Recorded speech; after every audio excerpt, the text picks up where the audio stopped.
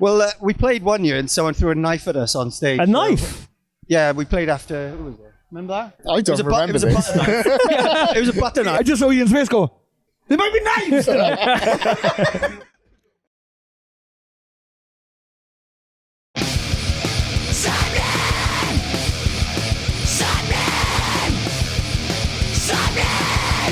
You're listening to Sappenin Podcast. Sappenin!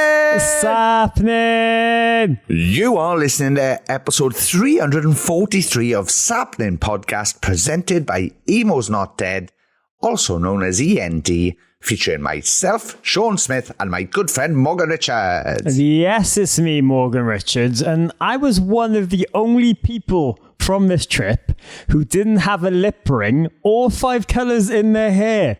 But despite that, we did manage to sail through the Sound of Madness with exclusive dirt from parallel worlds where tears did fall. Oh, this is awful. Like a ghost in the fog.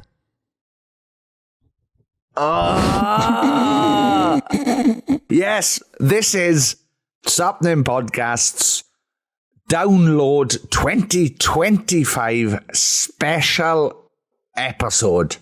And yes, as Morgan kind of mentioned there, our guests this week are McFly, Bullet for My Valentine, Paddy Considine of Riding the Low, Cradle of Filth, Shinedown, AWOL Nation, Elliot Miner, Kids in Glass Houses, and Holy Wars. What a fantastic, brilliant lineup we have of guests this week.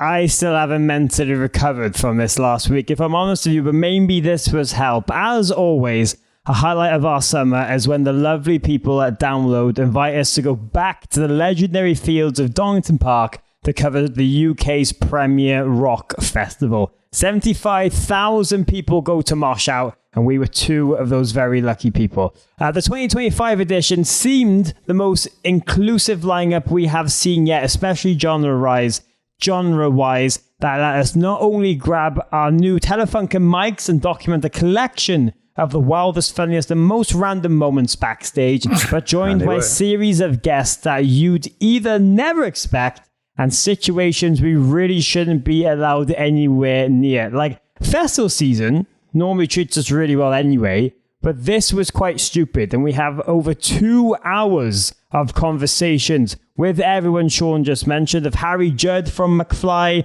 to Matt Tuck from Bullet for My Valentine, Paddy Considine, one of his favourite actors of all time. Correct. Eric Bass from Shinedown talks about his new solo project. Danny Filth of Cradle of Filth gets engaged, not on the podcast, but he talks about it anyway. And A1 Nation, Eddie and Maya, Kids in Glass Houses, all Holy Wars. This is full of some really goodness and great laughs that you can dive into. But what a weekend it was, eh? Oh, yes, it was. I don't know how Download does it. It's either absolutely drenched and fucking 3 foot of mud, or it is the hottest weekend in British history. Friday of Download, I have never been so warm in a tent before. It was unbelievable.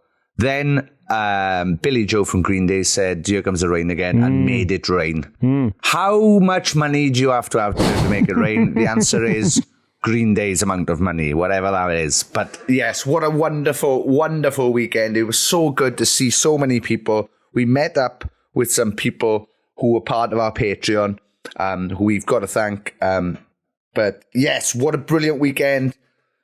Even in some cases where we had chats off camera, sorting stuff out for the future as well. We had a great time at Download. Yeah, it's just like a massive reunion of friends and people in the industry getting together and just celebrating live music. And that is my favorite thing, in the sun, watching bands I can just sing along to. I was memorized by the fact that, right, check this out. You know me, right? Morgan Richards. Yeah. Number 1 McFly fangirl of all time. He's up there. They started their set. I was in the photo pit for the first 3 songs. Don't ask how. Didn't have a camera. I had my iPhone. Sorry to all photographers listening to this. You are grassing on yourself now, mate. But carry on. But I ended up side stage for the rest of the set, and I had the time of my life. Literally, that's Green Day song, but you know what I mean. I just had a fucking great time because we also ended up side stage for my Valentine on the last day as they fucking killed the main stage, and just to see not only the interactions that Matt and Jamie were having with each other, just smiling and giggling, but the fact that the crowd reacted in the loudest I've ever heard any crowd to them playing the Poison and Fall for the last time ever in the UK. Yes, we had a great time. Thank you again to Matt Tuck for sorting that out and being so accommodating to us. We got to hang out in his wonderful dressing room. As you will hear, he had air conditioning, which some Americans listening to this are going to be like, what? You guys haven't? No, we don't have it over here. So it's rare that we have it over here. So the fact that we got to go to his dressing room and just be cool for 30 minutes was absolutely lovely. So thanks again to everybody, actually, for accommodating us last weekend at Download Festival. We had a fantastic time. Cool guys, inside and out. No, I ruined it. I want to say a special thank you to Mary Wyatt as well, who hooked us up with exclusive download collaboration fashion wear that you can be seeing us wearing in most of these interviews and things on our Instagram at Sappenin Pod. We even modeled some on top of a car, which is worth checking out because I got some outtakes I'll be posting in the future, and they're very, very silly. God. Also, I went to see a band called President. Yeah. I've heard a lot of hype about them online. I didn't go and see them. That's true. You weren't with me for that. No, I wasn't. Come to think of it, I didn't see you beforehand or afterwards either. What? Where did you go? I just hung about the press tent. I did. I was knackered. I was drained from doing 2 days of intense podcasting in a sauna.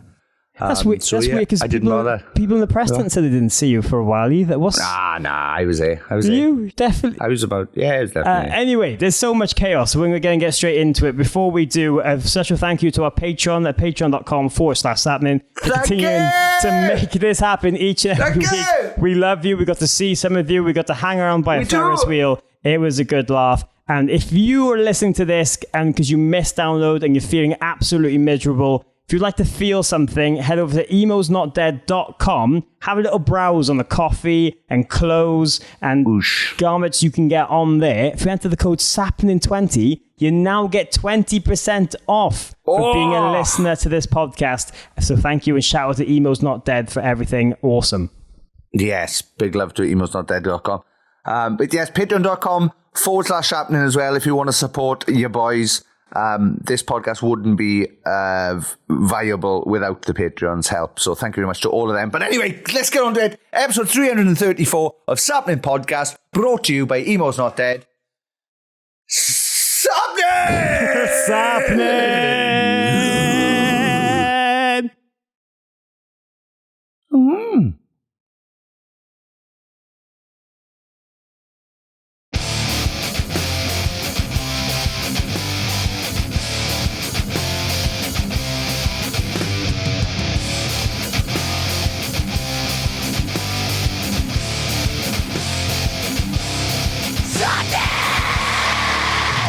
Sappenin! Sappenin! Sappenin! Yes! Joining us right now is metal legend Harry of the fantastic McFly. Mate, How this are is you? what I was saying when we were driving in. I was like, rock legends coming through. Get the fuck out of my way. Yeah, it's so funny. Like, we did Slam Dunk a couple of years ago, and I was shitting it for Slam Dunk because, we arrived and there's all like, everyone's in there like metal gear and their rock gear, and I'm like, this is the scene. Like, we've never been in this scene. This is fucking scary. Started questioning the set list, and then we did it, and it was amazing. So today I'm feeling chilled. Good. Yeah, I'm feeling excited. Yeah. Well, that's the thing. It's such a full circle moment, right? Yeah. I mean, like that Slam Dunk set was a secret one, and it wasn't exactly, prepared. yeah, but like, you've had so many months of build up to this, and obviously there's some people being like, that doesn't make sense. But there's loads of people being like, that is the perfect band we've wanted for this kind of festival. I'm kind of in between. At first, I was like laughing. I was like, really? Like, I mean, obviously, Buster did it last year. But I don't know. It just was like, really? That doesn't feel real. And I get the people that aren't into it. It's fine. But I think there's enough people that are into it. And I think, like you said, it's full circle. You know, we've been 22, it'll be 22 years in July when McFly became a 4-piece. And, you know, I've been told enough times that a lot of people now in their 20s, even early 30s, you know, we were a sort of stepping stone band for them.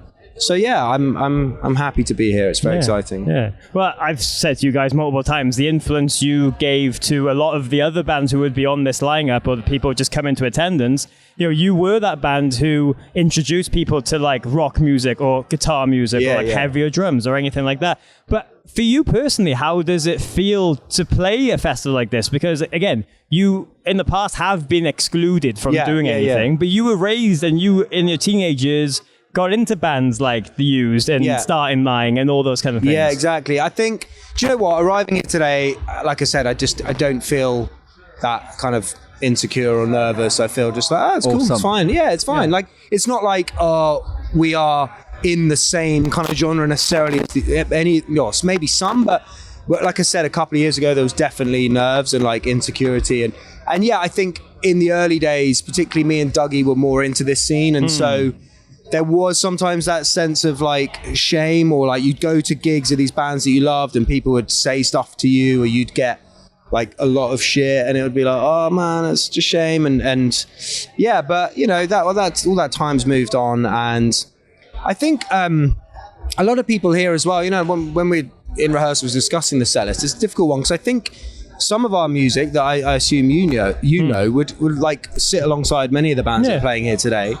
But also, you know, the majority of festivals, you can't not play the hits. So it's a difficult one because you kind of want to lean more towards your heavier songs that have like riffs and like slightly heavier drums and stuff. But equally, it would be stupid not to play the big ones. So. Is there any surprises for the set? Yeah, there's a couple of surprises. Ooh. Yeah, I mean, we went into rehearsals for it, which is a thing because we obviously play like summer shows and some festivals each summer, and we've got a set like pretty well drilled. We change it every year, but there's a rough structure to it.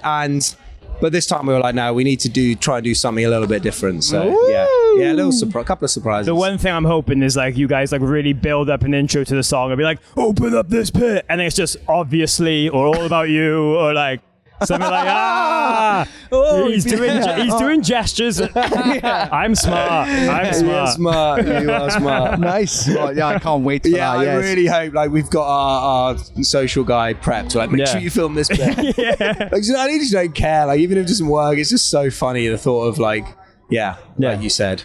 So you'll see. It's going to be amazing. I think like it's going to be fucking absolutely rammed. I think it'll be just like people won't be able to get in. It's going to be fucking ridiculous. Yeah, well, I hope so, man. We'll see. I think, you know, the thing with these festivals, there's still all like the metal bands or the hardcore bands. Like there's something for everyone, really, isn't there? And obviously the days are quite tailored to those certain different tastes. So, no, it's very exciting to be here. And it's not late finish as well. Off stage at 9. It's very civilized. Nice. According to your socials, you're all going to run off to see Green Day as soon as you possibly can. Did you know what? I'm not. I'm not because tomorrow morning, you know, my daughter's got to get to theatre school. My son's got a drum lesson. I need to be home. But yeah, I've seen Green Day like 4 times. I'm lucky to have seen them so many times. But I love Green Day. Tom's like a massive fan. I think Dougie's doing a DJ set, and Danny's always up for a party. So I think I'm going home on my own tonight. I know. Rock and roll, man. DJ Dougie. I know, right? Or playing the hits. Well, this week was the 2-year anniversary of the last record, Power to Play. Yes. Obviously, that whole cycle was a whole different experience for you guys. You played so many shows in terms of like the smaller venues and doing more dates. How do you reflect on that cycle in general? Because I feel like, you know, you established a different side to your sound that you've all wanted to try. Yeah. Now that's been 2 years removed, how would you feel about that album? Yes, really positive. Because actually, sometimes you do reflect. I mean, we've had maybe 7 or 8 albums. Like, you do sometimes reflect and you're like, I'm very much moved on from that. I'm not so keen on that, or I don't listen to anymore. Whereas Power to Play, I'd say it's stood the test of time. It's only been 2 years, but for me personally, it's still my favorite or top 2 of the albums we've ever made. So And I think the feeling is the same for the other guys. And yeah, I'm still very proud of it. It still sounds great. I mean, my kids still want to listen to it, so I don't mind if it's on in the car. And yeah, I think when we finally get around to it, we'll be certainly trying to just keep, well, I think we probably lost the momentum, but, keep with the same sort of vibe, I was just talking to Danny about it, in fact, on the way here. So yeah. Nice. Yeah, nice. man. Have you guys been working on a lot of new music? There's been a couple of writing sessions. It's everyone's been very busy, individually. I say everyone, not me. No, I've been a little bit busy, but no, Tom is mad busy. He's been, been writing for Paddington, the musical that's coming out in the West End, which is amazing. So I think, I don't want to speak too soon, but I think the plan is early 2026 to start focusing on some writing. We've got this tour. We've got summer shows now and festivals all throughout the summer, rehearsals for the tour, and then tour starts in September, finishes is the middle of November. And then it's Christmas and, so I'm hoping, January 26th. Ooh, well, nice. I'll hold you to that. I will hold you to that. Please do. You mentioned, his son learning drums there. Yes. Has he got a favourite band? Do you know what at the moment? He loves President. He loves the two new President songs. They've been on repeat in our house. I'm constantly introducing him to stuff. So he's gone through phases of loving Green Day. I've just introduced him to The Used. Bear in mind, he's 7. Nice. And he's been out in the garden practicing his screaming. Oh, there we are. Literally all the bands he loves Newfound. I've played him everything. So yeah, he actually plays guitar. So he started guitar when he was 4, and he was so inspired by our album. We were working on, there's a song called Forever's Not Enough, and it's got this sort of guitar riff intro, and he was so determined to learn it, and he's just gradually got better and better and would play it every day. In fact, his guitar teacher's here, a guy called Oscar, but he's just suddenly switched off from the guitar a couple of months ago, and now he's just on the drums every day. So it's frustrating because he got so good, insanely good. I asked Tom or Danny, he's really, really good for a 7-year-old. Properly playing the Forever's Not Enough riff with the hammering and everything, insane. But then he's just nah, I'm going to play the drums.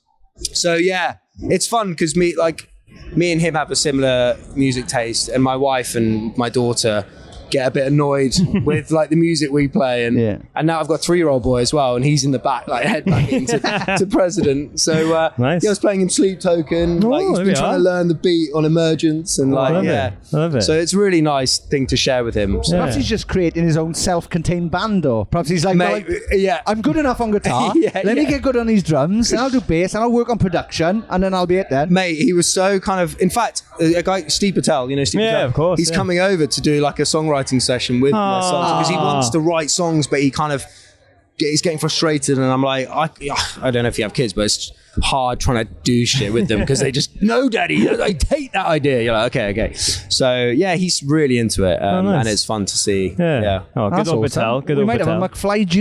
then. Well, mate, Tom's kid Buzz is really good at guitar, and he plays drums, and Buddy plays a bit of drums, and Danny's kid Cooper's a good singer, and Dougie looks a similar age to them, so he could just join in. So there you go. Dougie catching strings. That's fucking brilliant. Yeah. I noticed as well, you said obviously everyone's being really busy, and obviously everyone else is really creative music wise, but lately I noticed that you and Danny had produced a band together. Can you tell us if you trying to get into all that world? So Matted, band called Matted, they actually played yesterday here at Download. So they used to be, so you got Jake, who's the guitarist, and Jacob, the bass player. They used to be in a band called Chapter 13, who was managed by McFly's old manager, and that band kind of dispersed. And I saw Jake and Jacob at our gig in Ali Pali 2-3 years ago, and I was chatting what have you been up to? And this seriously talented kids, like Jake shreds, he is an insane guitarist, and Jacob's incredible bass player.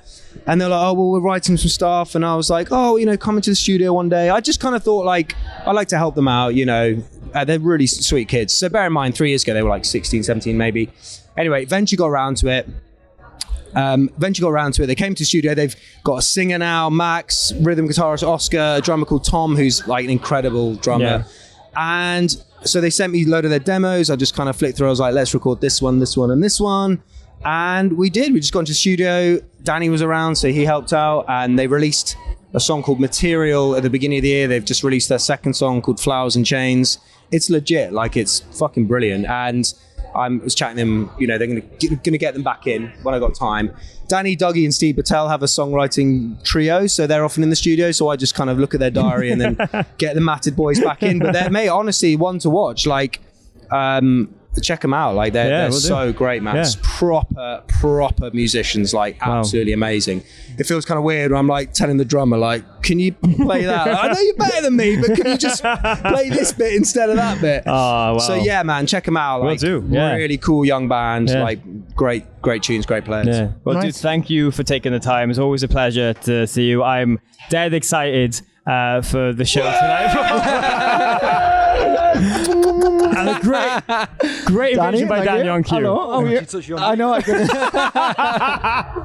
Oh, they did. But dude, thank you again. I'm super excited for the show. And also, quickly, your face is all over all the service stations everywhere with Binge. I know, it's so fun. It's so mad. Fair play to that. Oh man, thanks. Yeah, Binge is most of my podcast with Alex Jones. It's cool. It's good. It's fun. It's been great. We have a little break over the summer. Start season 2 in September. Yeah. It's been kind of weird that. Yeah. Like, look, mum. We saw you this morning. We went to service station for him to pick me up, and your face was there. I was like, oh, there you are. Classic. Yeah, man. I know it's weird. It's weird for me. Nice. Awesome. Cheers, man. Thank you very much. Oh, you're welcome.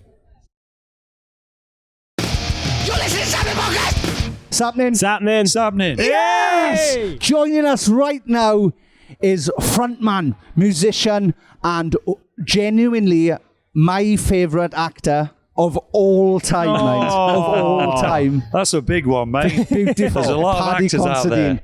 How are you? I'm great, mate. I'm really good. We've just come off the stage. You know, we did the Dogtooth. Yeah. We had a lovely, gorgeous crowd, and it was a lot of fun. So we're high as kites. You know, we're having a great time. Good. Thank you. Yes, like just before we started, I mentioned we met 3 years ago. Yeah. So I used to be. I'm in a band called The Blackout, who did surprisingly well for a emo band like that for a while, and I ran up to you 3 years ago like the ultimate fanboy. Yeah. I remember pulling my top up to go, look, I got a Dead Man Shoes film on, because it's my favourite film ever. It's the fact I love it. But yeah. So I just want to apologise for giving you the fan experience. Don't apologise. You were great. The best thing ever. I was at Slam Dunk Festival with my son a few years back, and we were walking through the festival, and this youth comes past me with his girlfriend, and he's got me on his t-shirt. Yeah. And it's something like on it, like fucking dance at my party. And as he walked past me, I went, oh mate, I love your t-shirt. And he went, yeah, do you like it? He goes, yeah, do you know what it means? Do you know? I said, yeah, I do, mate, yeah. And I walked off, and my son burst out laughing, and I was laughing. Oh, yeah. It was like, Dad, that he didn't realise anything. And I looked back over my shoulder, and the only thing I saw was his girlfriend kind of go, as if to go like, couldn't have been. Yeah, I'll fold you up and put you in a suitcase. He was so pleased that I recognised his t-shirt, but he didn't have a clue. I genuinely ran over to you like a 14-year-old child going, look at my top, because I was so excited by it. But is it wild for you to see like how much things have transcended, where you could just be on random t-shirts like that, like out in the wild at music festivals and stuff? It's crazy, yeah. I mean, it's niche though. It's very niche, you know. It's not like we ever licensed it, so anyone can make a t-shirt. Yeah. But it's still got that sort of niche cult audience, that film, Dead Man Shoes. Oh, what a, yeah. But we were at another festival, and a guy stopped me, and he went, Paddy, and I said, you're right, mate. And he goes, come here, and he starts taking his top off, and I'm like, what's he doing? And he had a tattoo, like it was that big on his back, it covered his back. He goes, look at that fucker, you know. And I went, mate, that's amazing. He had a full scene from Dead Man Shoes on his back, and I'm like, what can you do, man? It's people love that film, and you know. How many people do you reckon you might be tattooed on? I don't know. Is that the only one you've seen? It's a weird thing to think about. No, because people have had him of other characters. Yeah. Like, you know, the guy I played in House of the Dragon, I've seen loads of him, you know, as well. I went to a Comic-Con, and this gal started dropping her drawers. You know, she went, I want to show you something. And I went, oh, hang on, darling, you know. And she took her trousers, but she prepared. She had like a swimsuit on, and she had a massive tattoo on her thigh. And I was like, what? You know, you've got that for life. The worst tattoo ever ever. Fucking hell, talk about tattoos. We played a gig of it. Chris, where did we play up north that time, near Newcastle? It's Stockton. Stockton-on-Tees. Yeah. We played Stockton-on-Tees. We played this club. I don't remember what it was called. And we all went out before the gig and had a pizza. And we were all having a carb, having problem digesting it all. So I was on stage trying to sing, going like in between lines. Right in the slow. Oh, mate. It was terrible. It's worse than that joke. And after the gig, this guy comes up to me with his belly out and he gives me this marker pen. He goes, "Put your name here." And I went, "Really?" And he went, "Yeah." And I went, "Fucking hell." And I'm going like that with this big marker pen. And it looks terrible. And I'm going, "Oh, you can't even tell what it says." He went, I says, "There you go, mate." I said, "It's the best I can do with that pen and your sweaty body." And he went, he goes, "I'm having that tattooed in tomorrow." Uh-oh. And I went, "Oh, you're not? You're fucking not, are you, mate?" And I thought he was joking. And then on the Facebook thing, these guys sent me this picture because, have you seen this? He had it tattooed on his gut. And I'm like, it looked terrible. It looked like it said pissant or something. Who's Parry? Yeah. I've written it wrong. So people never cease to amaze you. Yeah, I love the commitment stuff there. But really, I love the fact that you've been able to combine your two worlds multiple times, and Download Festival has been the perfect example for you because you've kind of adopted this role as the spokesman in a way, right? Because you've done the adverts for them and the announcement videos and use your voice on a lot of things. That must be really cool to know how much of a music fan you are and with the band and getting to play here, but also knowing that they respect you in your other areas as well to combine that. It's amazing. The relationship I've had with this festival is amazing. I think it's the best festival around. I love it so much. And I've told the story and I bore people, but we don't live very far from here, about 25 minutes away. And I lived in a council estate called Winsall. And in the 80s, you could hear the festival rumbling. If there was no wind, you could hear the rumble coming over, past the power station at Willington. And I remember being there as a teenage kid going, I'd love to go there one day. And then you end up going there. Well, I went in 1990 and then you end up playing. But I've been coming here for years. My good friend Ian Johnson, who manages Enter Shikari, we used to have many a drunk weekend over here, some lost weekends where I don't actually remember what happened, but it's nothing too crazy. But I've always loved coming here. I love the music and the fans. I'm not just saying it, are the best fans out there. You walk in here and there's that many tattoos and Mohicans and but they're all such sweet people. Well, that's the thing. I think people see alternative people and they think, oh, they must be mean and nasty. Yeah. When it's literally the nicest, most accepting community on earth, probably. Yeah. And those kind of people are usually the sort of outcasts, they're looking for a tribe. And that's what I feel when I come here. There's quite a tribal thing about it. I'm with my people for the weekend. Yeah. And we're going to have a really great time. Yeah. And then Andy Coppin's a good friend of mine, so it's just developed over the years. And this year they approached me and said, would you do the promo video? And I was like, yeah, I'll do it for nothing. And then I sort of cheekily went, can Ride in the Low play? Yeah. Because we don't have any we're not managed, we don't have an agent, we just do it all on our own. Oh, wow. Yeah. So, and I thought I'll be cheeky. And I said to Andy, look, it's not a deal breaker. I'll do your gig, man. I'll do, because I love you, but...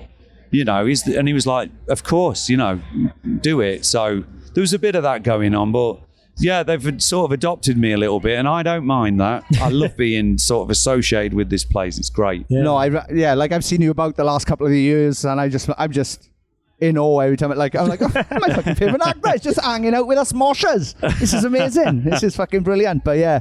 But with Ride in the Low as well, you mentioned there you do it all yourself. How taxing is that in between all the schedules for everything else going on? It honestly, it's not easy. It's hard. Me and Chris do pretty much everything between us. And there's certain things that Chris runs and there's certain things that I run. But we're the kind of motor that keeps all that side going of everything. And it's hard work at times. It is. It's like, I wish somebody else could come and do this. Particularly for Chris, he gets lumped with the paperwork. But it's just one of those things that if we're going to keep it going, we've got to do it. And I don't mind sort of putting myself out there a little bit, like we got this festival, I just explained, we're doing 2,000 trees and that. Oh, nice. And that's me sort of messaging and going, you know, could we come and play? And they put you on a little slide. But we've been rejected by so many festivals, or they just ignore you. It's not like we get a pass because I'm in the band. It's like, yeah, you know, and sometimes, you know, we go all the way up north to Newcastle and we're playing to 20 people, and we're still in that world of me getting off, filming in Ireland, getting off a flight, driving to Newcastle, playing to 20 people, driving back and jumping on a flight. You know, it's like, you've got to be mad to do that shit. I think a lot of people don't understand how good that buzz is of being on stage and performing stuff amazing, you love. Yeah. And that's it. Like, and to do it with your mates. Who, you know, we've been together 20 years next year. And we've been through a lot together, you know, and we've carved our own little piece of history, but only us guys know about it, you know. But it's great to share it with them. And we've all developed and developed as artists and, you know, musicians and things. The guys were always great musicians, but a band takes time to develop. I just wish it wasn't 20 years. Yeah. But, you know, we're here. I always think it took Paul 10 albums, 11 albums, and, you know, so there's hope, but... Yeah. well, I watched an interview with the singer from Snow Patrol, and he said it was literally 10 or 15 years before they ever got like a break. Yeah. And then it was, from then on, it was insane for them. But yeah, like people just don't know. So many people try a band, and then 6 weeks later, they're like, oh, it's not working. Yeah. I'm not massive. Fuck this. See, we had a pretty shit year last year. You know, we were playing to decent crowds, but there wasn't much coming back at us. And, you know, certain members of the band, I think, felt, oh, this ain't what it's cracked up to be, you know. Yeah. And so they went off on their travels. Well, and God bless them. But, you know, it's a lot of fucking hard work to get nowhere. Yeah. You know, a lot of hard work. Yeah. To get absolutely nowhere in this game, you know. So it's testament to the work that we do and the commitment to the guys that we're even still doing it. Yeah. Is there anything you've got planned for that 20th anniversary to maybe celebrate with it? Yeah, we're going to plan. I mean, the only place to do it really is at home in our hometown. So we're going to put on a day and we'll put it on sort of next year, similar-ish time, maybe August next year. We'll book out a decent enough venue and do a 20-year show, because the last few years we've done like album shows and they've sold great and people have had a good night. So we'll do a 20-year, you know, and curate a set and have the crack. Yeah. Lovely. Oh, I'll try and come up for that. Yeah, come on. It's great. Yeah. We go for it, you know. We put a show on, we get the old confetti cannons out and, you know. No, I bought a Riding the Low t-shirt years ago. There was one that said like common as fuck. Common as fuck, yeah. It's a lyric. I've got that t-shirt. I've literally got that t-shirt in my house. Oh, amazing. But yeah. Love the band. Thank you very much for this. Oh, mate. Genuinely, thank you very much for the entertainment over the years. Yeah. I've literally got goosebumps literally just talking to you. So yeah, thank you very much.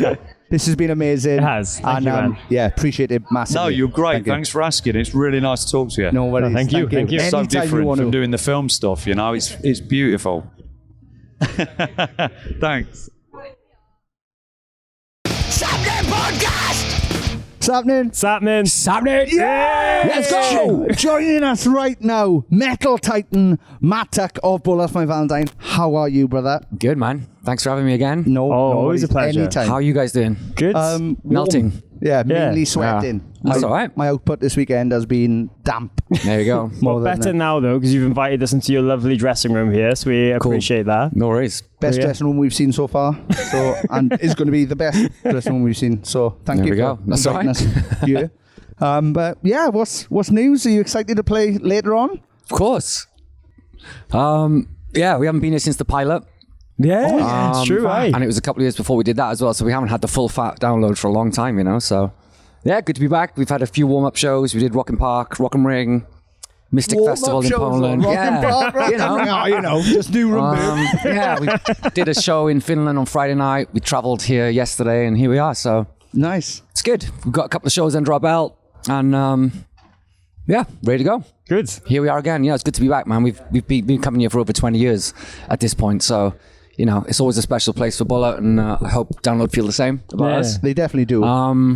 And yeah, looking forward to getting on the stage and doing what we do, you know. Yeah, a lot of people we spoke to, because we've been out wandering in the arena and stuff as well, and yeah, you are one of most people's fucking act they want to see. It's nice to hear, man. Yeah. Cool. Strangely, I haven't heard many people say corn. Really? So yeah, which is strange. I like them. Yeah, we all like them. We all like them. They're one of my childhood hero bands. You know, I grew up on Korn.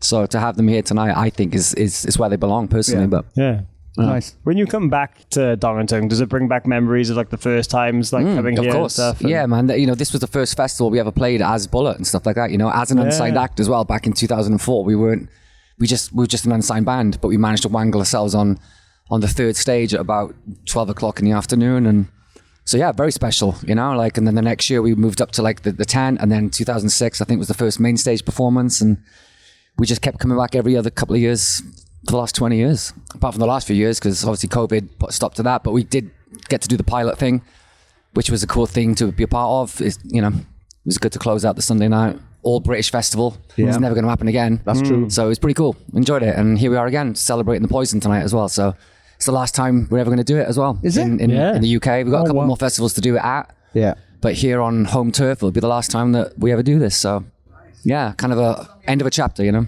Yeah, does that mean that's going to be the last time you play some of those Poison songs forever? Probably. Wow. I don't know, we know with album 8 on the horizon, how we're going to be able to put more songs in without losing others, which people will be pissed at, you know? Yeah. So you know, it's good that they've had a full run out since January, and you know, if people got to see it, great. And you know, we're just looking forward to the future now. It's been an amazing 5 months. And yeah, but you know, eyes on the future now. It's good. It's been good to take a minute to step back and embrace who we are, where we came from, why we're all here, and you know, the album that made it all happen. But we're ready to get moving now. Nice. So yeah, how far along are you with? The same as what I was in January when I spoke to you last. Okay. We've just been on a plane or a bus Yeah. since Cardiff when I spoke to you boys. Like, we just haven't stopped. We've had a couple of weeks off. Well, two-week periods off in the last 5 months. Yeah, so everyone's a little bit kind of battered and torn, but you know, it's what we do. We're used to it. Excited for the next few weeks, and then we've got one show in July, first week of July, and then we get to focus on that next chapter. So Nice. yeah, man. Yeah. Well, how did it feel coming away from revisiting the Poison for so long as well? Because as you said there, like, you've transported yourselves back to like those feelings of those songs like 20 years ago, but you're still always looking forward to the future. Are you in that kind of weird mind space now where it's like that in between where you're kind of like, okay, we're finishing this, but I also want to see what we can do next? No, not really. I mean, we started the next album before this kicked off anyways. Like, we were working on it intermittently last year anyways, and quite heavily October, November last year. So we have already made a dent creatively and kind of where we want to go. So, you know, this year we've just been fully focused on the Poison tour, and you've just been fully kind of focused on that, and all our love and energy and focus has gone into that, you know. So I haven't been conflicted. It's been really fun, you know, taking it around the world like we have recently and selling out huge arenas in North America and stuff. It's been just really good experience, you know. Like, there's a lot of love for the band, there's a lot of love for the album. And it's just been good to see people's reaction around the world. You know, it's not just here in the UK, it's been everywhere. So it's just been a really humbling, lovely experience, you know. And can I say congratulations on your production for that tour? Oh, It's thank you. fucking fantastic. Oh, wicked, yeah, man. It looked good, right? Real It good. did. Like Yeah. in staging, fantastic. Yeah, you know, we wanted to do something special. We felt like the moment deserved it. You know, you can't play the venues that we played, especially here in the UK, the Co-op Live and the O2 Arena, like just to show up with little to nothing. I thought is just not the move for Bullet. You know what I mean? So, you know, we didn't throw the kitchen sink at it because we still want to leave that for a proper headline tour by ourselves. But I think what we produced and delivered was more up to par in those venues, and you know, we can hold our own against any band and artist in the world when we put our mind to it. You know, we know that. So Yeah. Nice.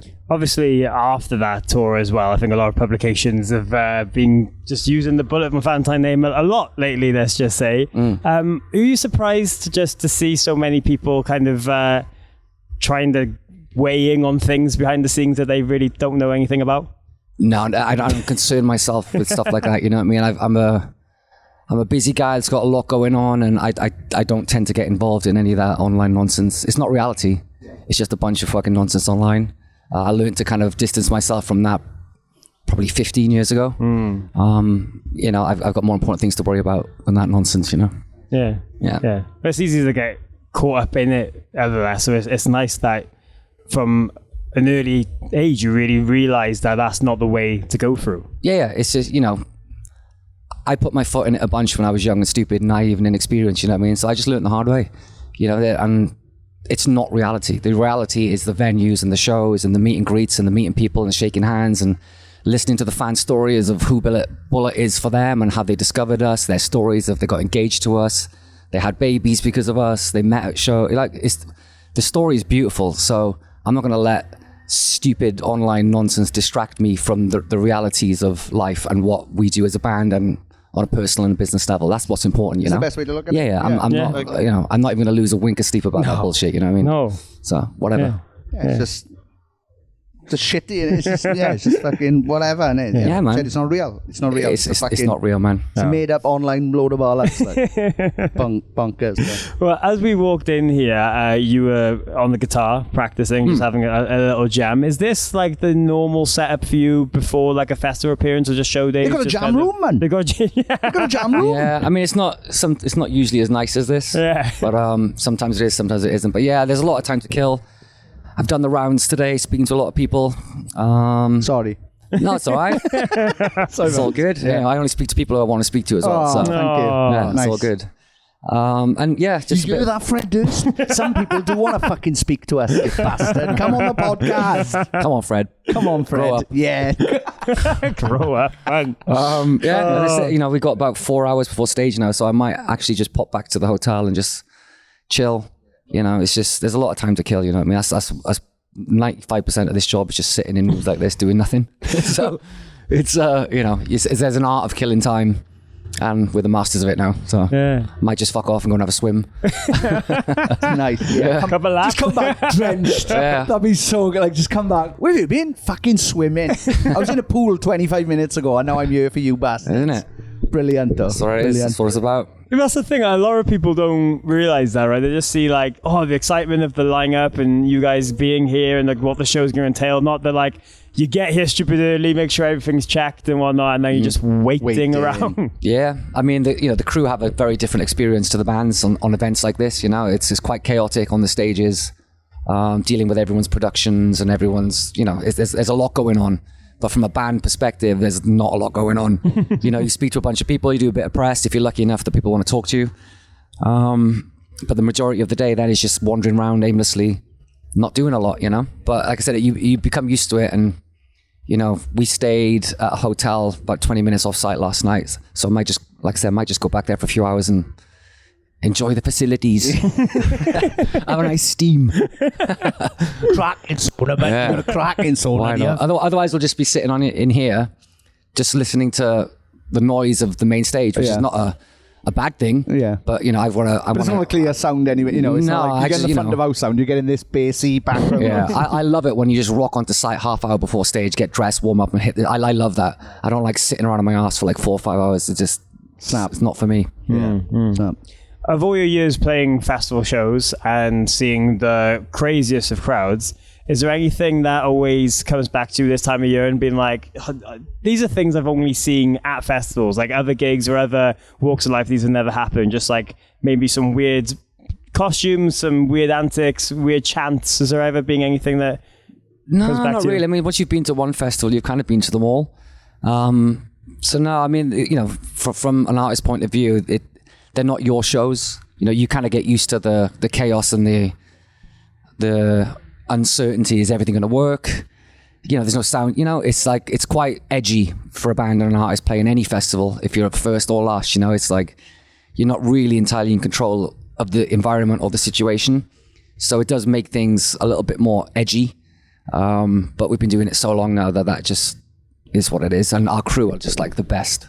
They're just so professional and they're so slick that we can just, you know, just walk up on stage and do our thing without worries of anything not working or stupid shit happening. But no, like festivals are great. You know, everyone's here for the same reason. You know, they're here for a weekend with their best mates to drink beer, listen to music, have a good time.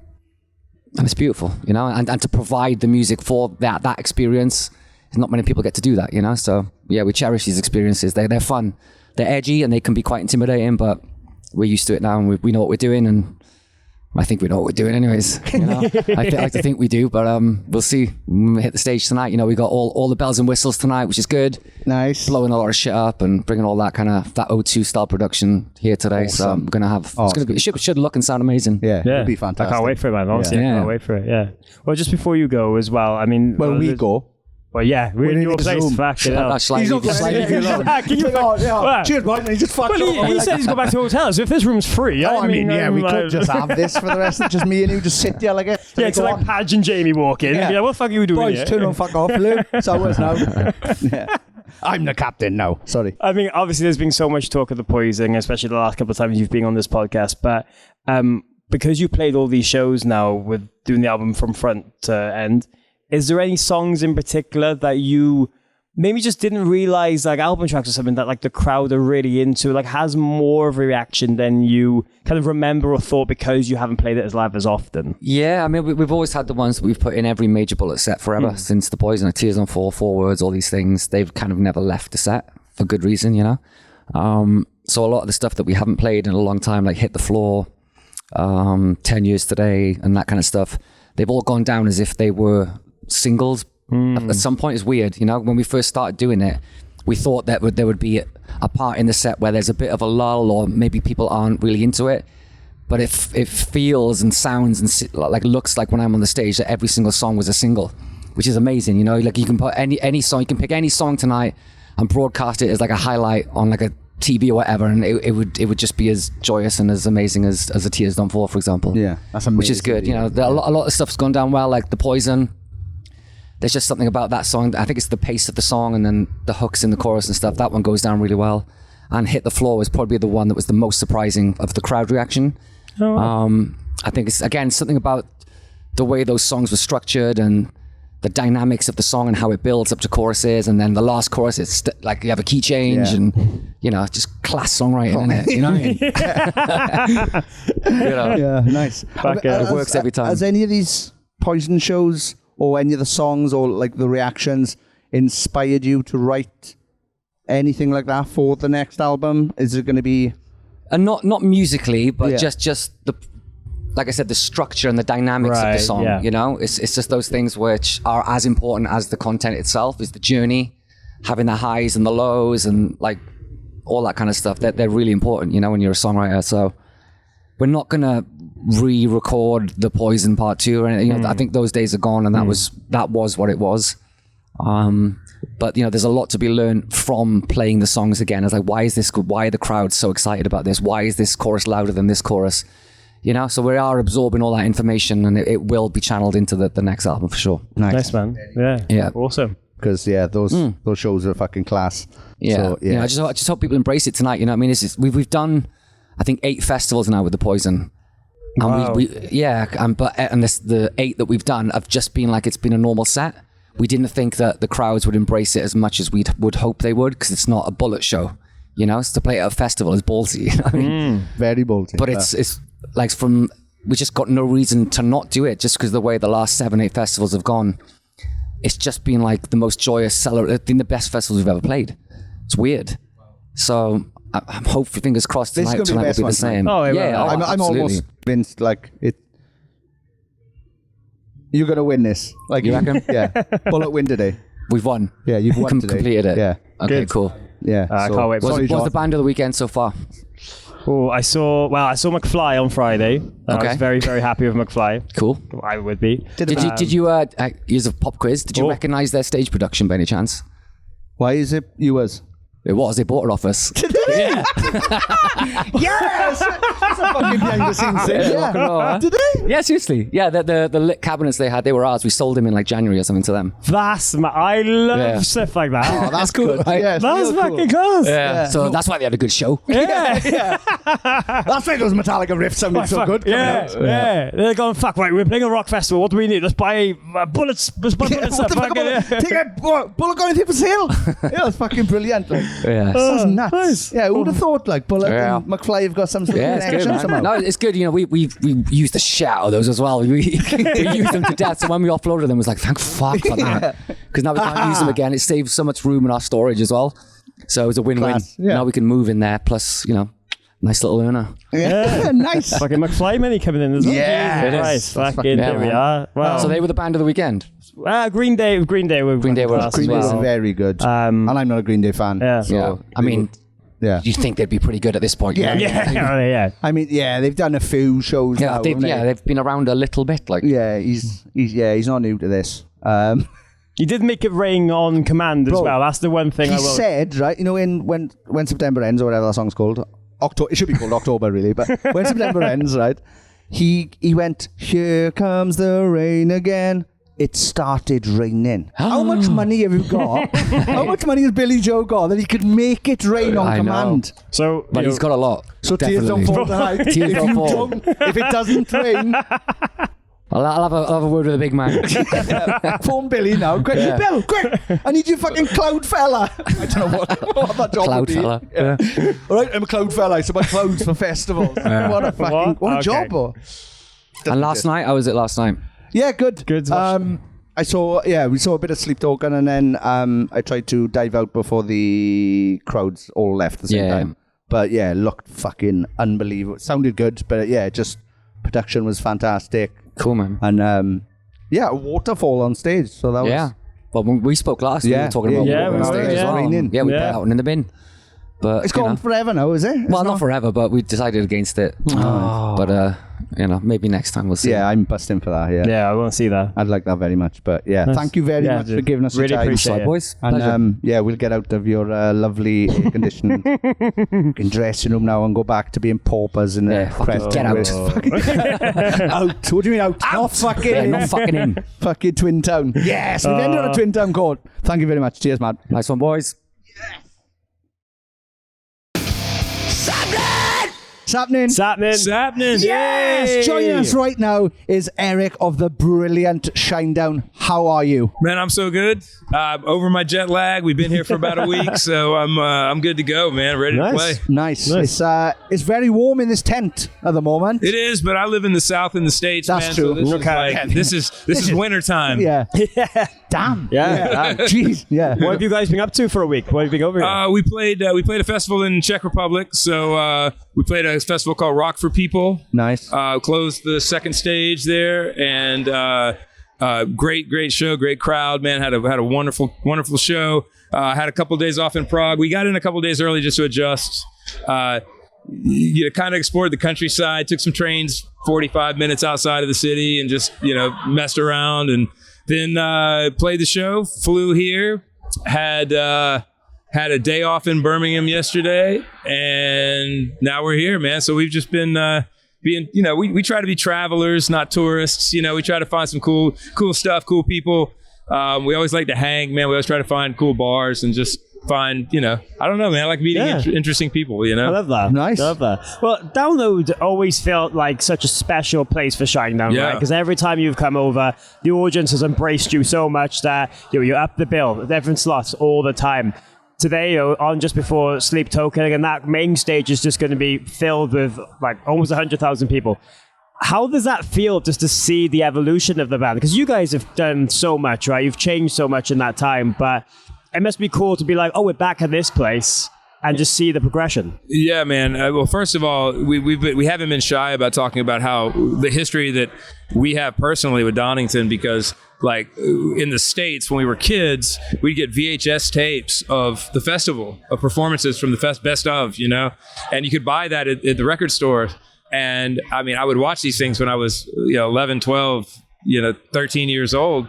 And so this particular festival just carries extra weight with us. And it's actually, if I think about the only times that I really get nervous is right before we're starting a big tour. First night of a new tour, new stage setup, something like that. Yeah. You're a little apprehensive because you're trying new things. But this festival in particular, I always have nerves before it. And I'm great once I get out there, but it's the build up to it is always nerve-wracking in a good way.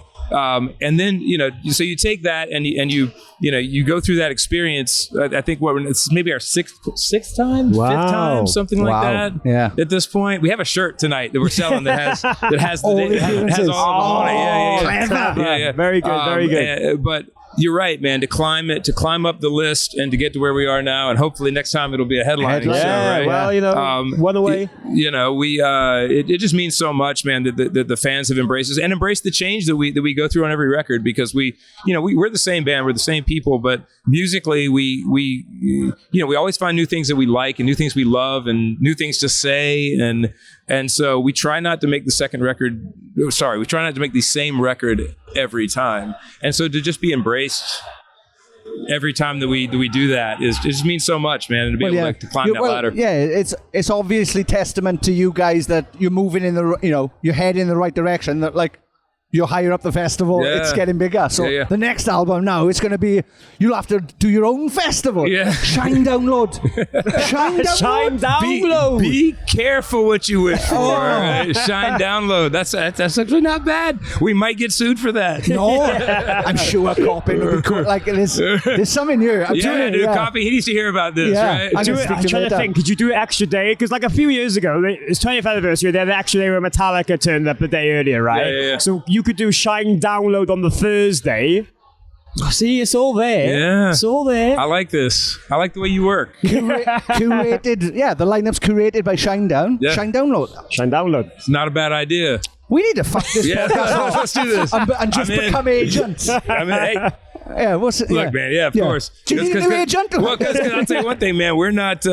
We're just stupid musicians, man. We can't get it done on our own. So. I'm the world's worst business person. No, but it's working. It's working. Obviously, like away from Shine Down as well. You've been really busy lately, releasing your own solo stuff, right? And that seems like it's been a whole journey in itself, with just the direction that has gone, and maybe kind of more of, I don't say the freedom, because it seems like the four of you are very like transparent with each other. But solo, how different has it been, like kind of going on your own journey with this? Yeah, man, it's therapeutic. I definitely have a lot of musical interests that make me tick, and it was nice to kind of be able to lay all that down on one record. And I've actually loved the fact that it's one of those records that people either have embraced or they hate. And I'm not like patting myself on the back because people hate it. It wasn't the idea was for everyone to love it. But I feel like if you're doing something right creatively, you're not creating pablum in a way. Like you're creating something where it's going to push some boundaries, push people into a place where maybe they didn't know they wanted to go, one way or the other. It's definitely not a Shinedown record. It's been really therapeutic to release it, to have it out. I didn't realize how much of a weight that was for me to like. Because I kind of carried the record around for a while. It was completed, and then I never put it out, and I just never had an opportunity because Shinedown was so busy. And then when I finally put it out, it actually internally just like it was kind of this release that I didn't expect. Like it was like weighting me down in a way. So and it's really caused me to actually want to do more of it in the future. So. We'll see. I don't know if it'll be the a concept record based around a graphic novel like this one is, but it definitely makes me want to experiment and make some other music. And not that Shinedown is wildly satisfying for me. It really is, but it's also nice occasionally to not have to listen to other opinions, right? Yeah. And that might sound selfish, but as a creative, man, I think we all have that urge to just be completely free and to explore. The great thing about our band is that we're never going to have some kind of monster moment because we constantly talk.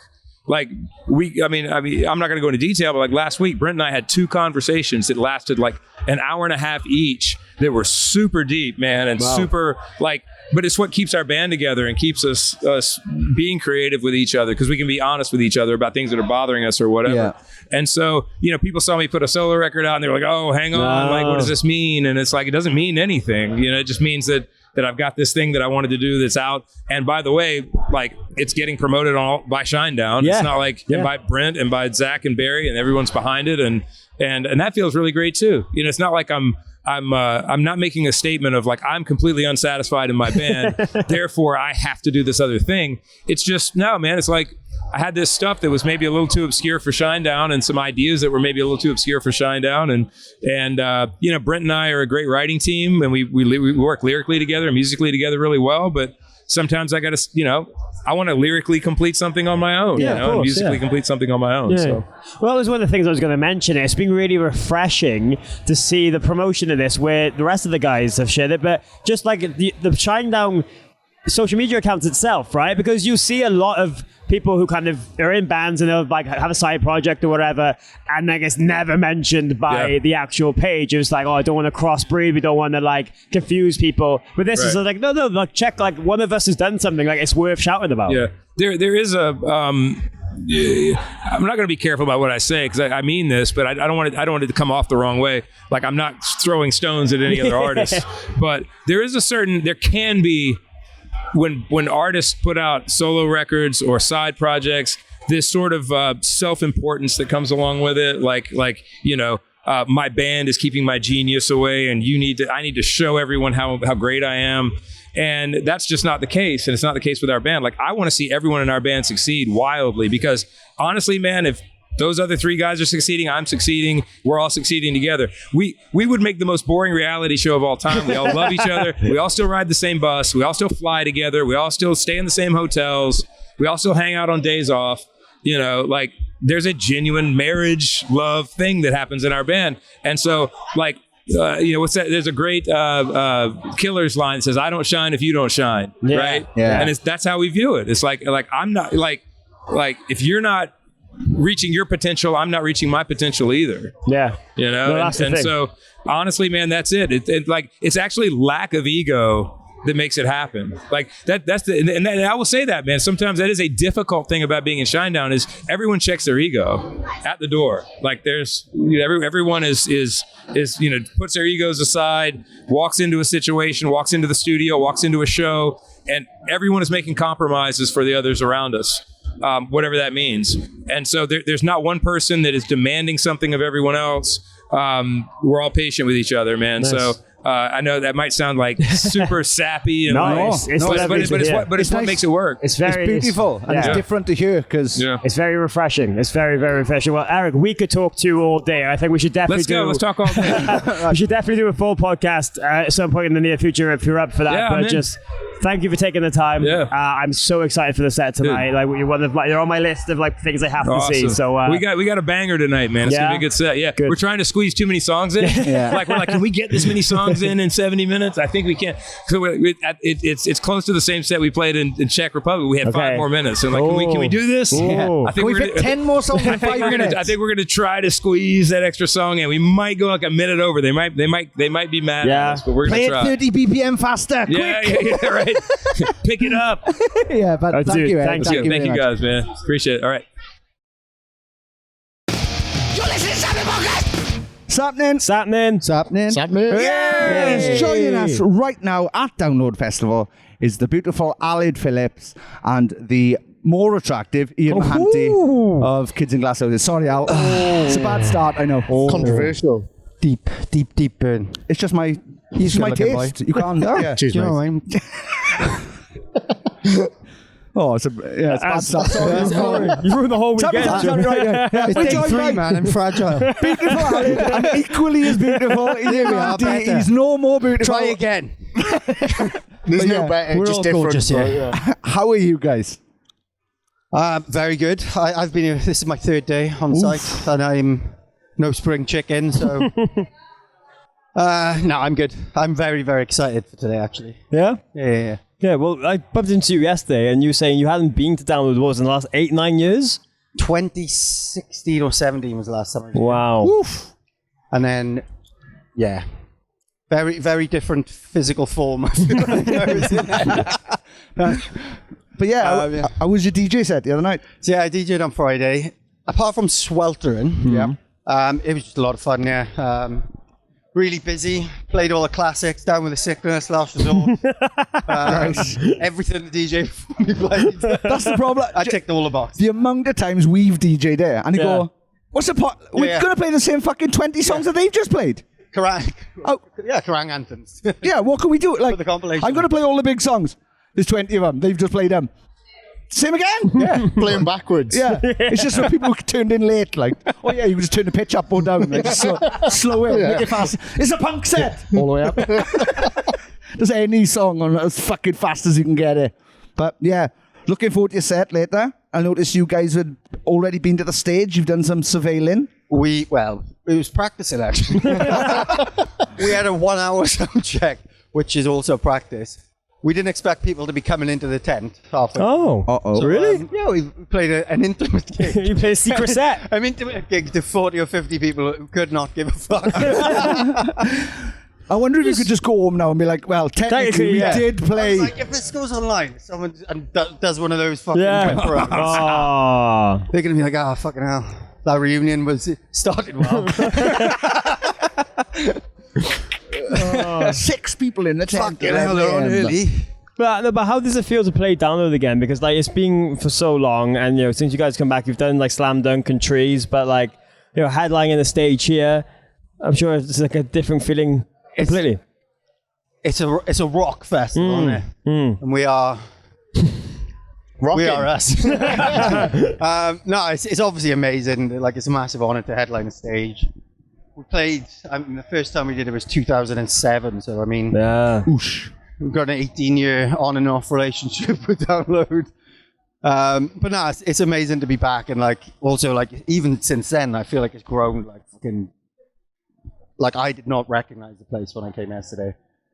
So yeah, it's a massive festival, like, worldwide. So it's a huge honor. I don't know how it's gonna go. Yeah. I hope not, Abby. No, it's going to be fantastic. But what are you worried about? What do you think? Well, we played one year and someone threw a knife at us on stage. A knife? Yeah, we played after. Who was it? Remember that? I don't remember It was a butter knife. Yeah, it was a butter knife. I just saw Ian's face go, there might be knives! we were playing before the Wild Arts. And some of the Wild Arts that makes sense. already Yeah, made. of course it was knives. So, I don't know, some biker guys who were butter knife at us. Oh. And a bottle of Fanta, which I caught. But, Could be worse. Could be one of the Wild Arts fans' syringes. Yeah. Oops. Just had to go to Wild Arts fans, eh? No. I mean, there's always a fear at a festival and no one shows up in there. Like, it never goes away. But no, we're going to have a laugh. Yeah. It's going to be great. It's going to be full. I'm telling you don't worry about it. Yeah. It's going to be fucking I like to worry. That's true, yeah. The older I get, the more I worry. Keeps on his toes. No, but obviously this week as well, you're announcing that you're celebrating the anniversary of Dirt in December, 15th year touring cycle on that again. How does it feel to dust some of those songs off, like getting ready to go into all of that? Yeah, really good. This is the one bit you got briefed on. Pump it up, sell the tickets. Nice, do you know what? Yeah. Give it a good. Should be good, right? Yeah. In the edit, we're going to make a gap. You had the look in your face going, oh fuck, I forgot some of those songs. Shit. Nah, I think like there's some stinkers on. It was it was there might be some medleys now. Quick, get through it. It was awesome doing the smart casual stuff and like seeing people's reaction to that, and I think it just made sense to then like celebrate Dirt, because I think when we released that record, it felt like we were connecting with sort of more people, but also like different types of people, I guess. And I think like those songs spoke to people in different ways, and to be able to like celebrate that record, it's just going to be like really good, I think. Yeah. Is there any songs from that record that you haven't played live since the reunion that you're kind of like, oh, I'm looking forward to that, or something you're scared of? Or Hearst. Yeah, we haven't played that since probably the Dirt tour 15 years ago. It's the trumpet one. Oh, are you going to have trumpets on the tour? Yeah, We'll have exactly. to. Yeah. One song, like Grande Day. Come on, fella. Learn this. What do you mean learn it? It's one song, but I'll be all right. Yeah, Grande. Yeah, fuck. I wonder how much. Yes, I wouldn't be surprised if it is a Grande Day for a fucking trumpeter. Just to be fair, we put loads of brass on Pink Flamingo, so it's kind of it works. We'll be playing all the other stuff after as well. So it's a bumper deal. It's a two-for. It's a 2-for-1. But no, I am really excited. There's stuff like Hunter Haunted, which I really love off that record. Like, it's one of my favorite songs, but it's not necessarily something we would chuck in one of these greatest hit sets that we've been doing. So actually, I'm 99% sure that's going to have to come down 2 keys. Nice. Any plans to reach out to Frankie from the Saturdays, see if she's free for one of the dates, come and do it in the Cuddle Leather? I would love that. Yeah, consider this the call. Yeah. Frankie, are you out there? Does she listen? She's one of our top 8 members. How is she? We can't mention. So, Frankie, come on in, sort it out. Do the song with the boys. Thank you very much. Open call. Yeah. Yeah, we'd love to do that. It'd be sick. If not, we'll hold auditions for replacements at every show. Nice. At every show? Yeah. Right. You can conduct that. Well, I was going to say, I'll offer to do it. If you want that, come and do it. Whoa. Nah, you're all right. We're on idiots here. Nah, we're not going to play Dirt anymore. Just going to go on tour, but now playing them songs that you've offered. Will I? But like, obviously, yeah, you've got this today and you've got the Dirt Tour coming up. Is there much plans for after that? Have you started thinking of like maybe a record after Pink Flamingo or writing or anything like that behind the scenes? We've not really thought about anything, to be honest. No, we're very much in the taking it easy and not overfilling our plates at the buffet. But yeah, at the moment, nothing is sort of in concrete. But yeah, like we've really enjoyed kind of making the new music. Like last year was like a lot of work. Obviously, we got families and wives and jobs and stuff. So I think when we started doing that, we were like, Jesus Christ, we've got 3 full-time jobs. So we're trying to we're still finding the balance for it all, you know.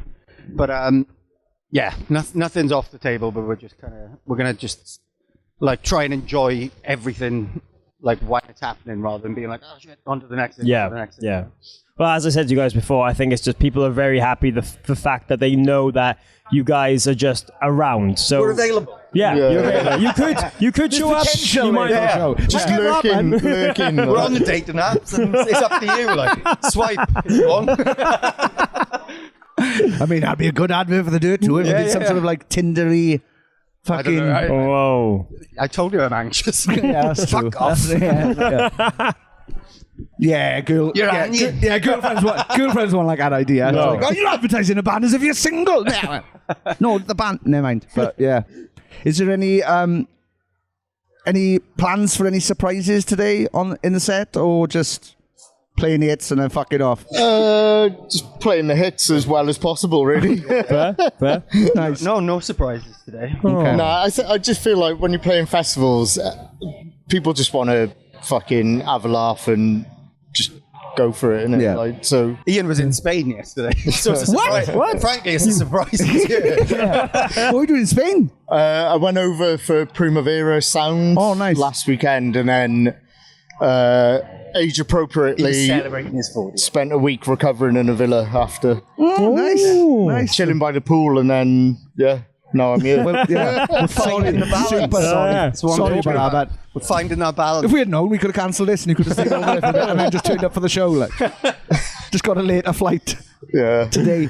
Guys, always a laugh seeing you. Thanks for taking the time. For having us. I'm dead excited for that Dirt Tour though, so expect to see me singing along as much as possible. It's going to be awesome. Let's do it again. That's one. Nice. Thank you. Ta-da. Sweet. Sappenin Podcast! Sappenin.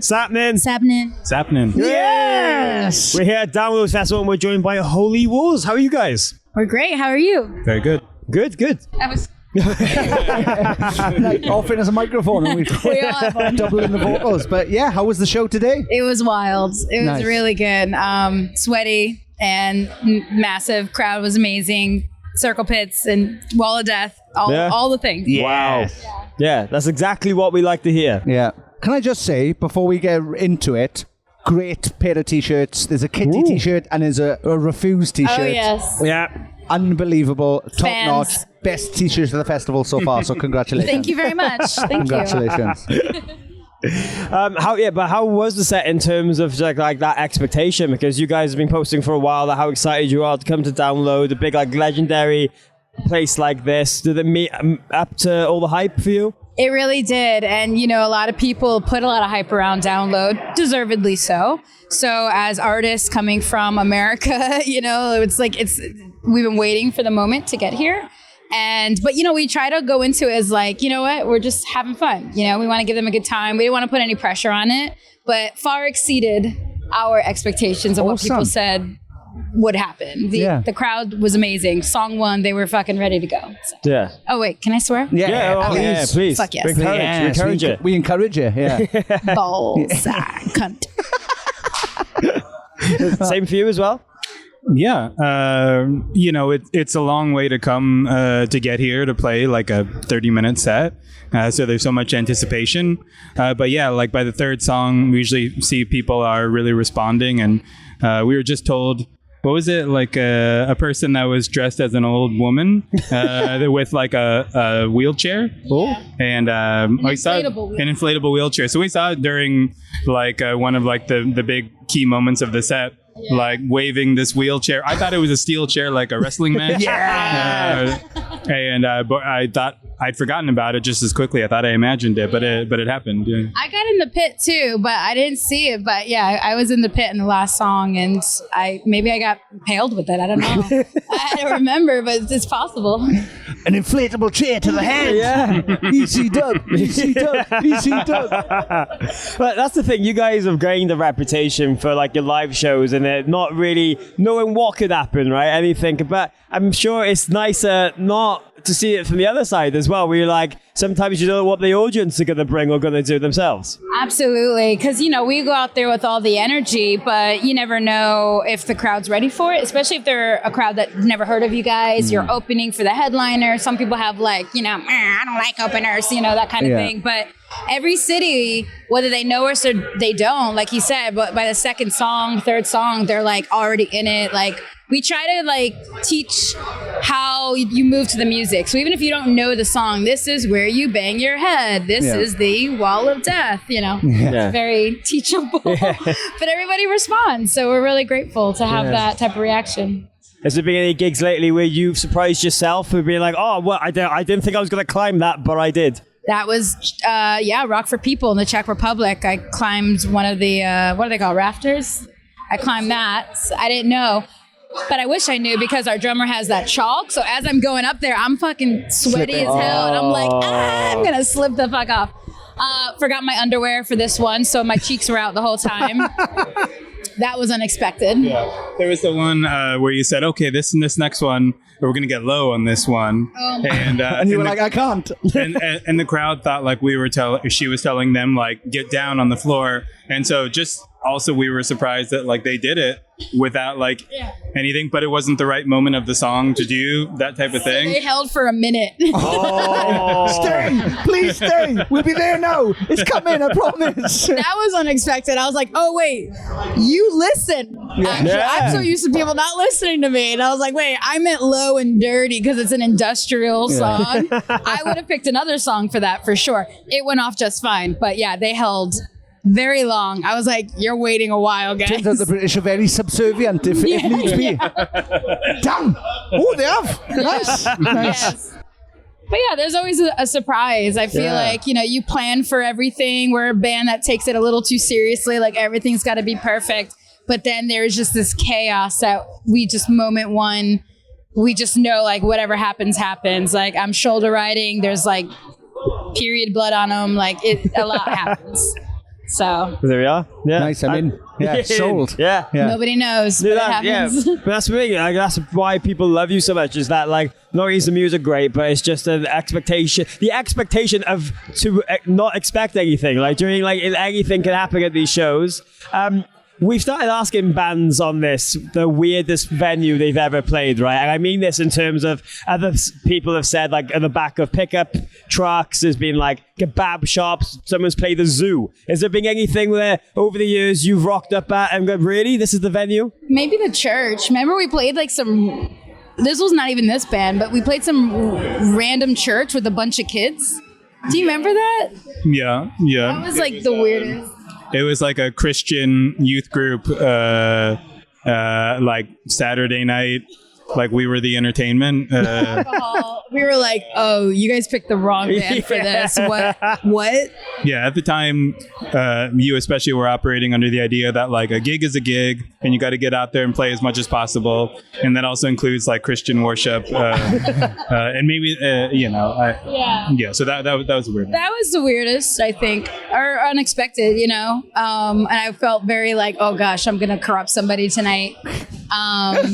We did play, was it Reggie's in Chicago? That was like not weird, but that was cool. They had like the chain, they had like the fences around. It felt like old school punk. That was pretty cool.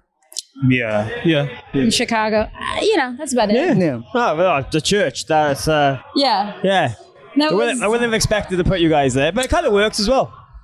Yeah, they seemed they were kids. That was the weirdest part about it, that they were like 10 and 11, 12, 15. I was like, we're your parents. Yes. Who approved this? The power of Christ compelled them. Yeah. That was nice. Yeah. Well, I know away from the band as well, Katie, you work on a lot of kind of music for like TV and like different things. Yeah. How has that been in terms of like the difference between this band and then being creative in different outlets? I'm sure it's like a completely other journey to figure out a project and what you can do for it. Definitely. We work, especially for TV and film, we work from like the trailer, and he'll produce some of that trailer music too, where it's like the most grandiose, dramatic, like, and then we'll do like, I don't know, some punk stuff. I feel like the cool thing about writing for TV and film is like, we get to incorporate so many genres, which explains why our band has that same type of melting pot, because we're writing for a hip hop artist one day, we're writing for a pop artist the next, we're writing for a movie trailer, and all of that tends to blend into even the sound of Holy Wars, whether we try to or not. It's just like automatically in us. So it's I like doing it. I feel like I get to wear different hats. Yeah, it makes it keeps it interesting. Oh no, of course, and it mixes things up, and then you just get to. Has it been any project in particular where you're like, oh, I didn't expect us to come out with something like that, but I've managed to do it? Probably Deus Ex Machina. That's like the fastest song we've ever written for Holy Wars, and I call it popcorn rapping, where it's like the fastest spitty rap ever. And we do it live, and every time I'm a little nervous about that one, especially if it's like middle of the set, I'm already out of breath, I'm already, feeling it. And then it comes out, and I'm like, okay, I did it. I stayed in tempo, but it just sounds like like machine gun rapping. Nice. I mean, that's not bad either. Give that a go. What else is like on the horizon for you guys now? Like, what's the future looking like for the band? We have a show tomorrow that I announced on the mic today, and I was like, oh wait, you guys are going to be at the festival. Come see us. Come see us tomorrow. We're supporting Kitty, actually, at the Dome, and that'll be our first non-festival UK show, which we've had fans from the UK since the beginning. So our band started in 2017. We didn't start touring till 2022, 23. But since 2017, we were getting those like, come to England, like we want to see you. So it's been a long time coming. So we're finally playing a club show tomorrow. We're finishing in Germany. And then I don't know if I can tell this, but we're dropping a lot of music this year. Oh, nice. So it'll be a full thing of music for fans and friends to hear. So that's on the horizon. You talk about supporting Kitty. Is there any chance of supporting Refused? Has it happened? Have you ever done it? We met actually, Dennis, because we did a support 2018, or really early on in our band, for his side project Invasion. Oh wow! Have you seen Invasion? Yeah. So I kept it cool, but we've been mutual support ever since. But I'm like, you realize I'm like the biggest fan. Yeah. They're just winding down now, and they're on the last tour ever. We saw their last one. We saw their final Refuse show. The final tour. The LA show. I don't know where their final one was, but maybe won't be for Refuse, but maybe another one of his projects. Give them 5 years, they'll come back again. Hopefully. I like one of my favorite bands ever. So I know. He did survive a heart attack, though. Yeah, that's fair true. play to him. Fair play to him. Yeah. Lovely. Awesome. Well, guys, so nice to meet you. Thank you so much. Best of luck with the show tomorrow, and I'm looking forward to this new music, and hopefully we can have a proper chat again soon. I would love that. We'll come back. Thank you, guys. Sappenin! Yay! Joining us at this moment is the beautiful Alex Davis of the wonderful Elliot Minor. How are you, brother? I am I'm buzzing, man. I'm so happy to be here. Good. It's we've been waiting a long time for this day, and it's finally here. How long has it been? Last time we played Download 17 years ago. Wow. Like 2008. Somebody's passed their driving and passed their driving test. I might make a joke about it tonight and be like, we just extended holiday, isn't it? Yeah. That's what it is. It's crazy. It's mad to think that it's been that time frame with everything, really. And like, I don't think there's many other bands who have had that much of a hiatus in between playing Download the first time and playing again. So like, how has it been for you so far, just coming back and like seeing how this festival has changed and like getting back in the swing of playing a big festival show again? Yeah. It feels quite natural. I mean, we were relatively... I think doing the tour has helped massively. That's kind of given us the confidence to be able to, we can do this, we can perform. So yeah, it feels... in some respects, it's exactly the same, but in other respects, I think we feel a bit more confident this time. Like, it's a lot more intimidating. It's a lot more daunting when you're, I guess, like early 20s and you're coming in and you're seeing all your heroes and all the rock stars about, and which I mean is still the same here, but I think because we're so much older, we kind of feel like, oh, there he is, but that's it now. Yeah. It used to be, oh my God, look, over there it is. I know. Somebody, and now you're like, oh, that's nice. He's You're just like, shut up, you can hear you. You're talking about him. Yeah.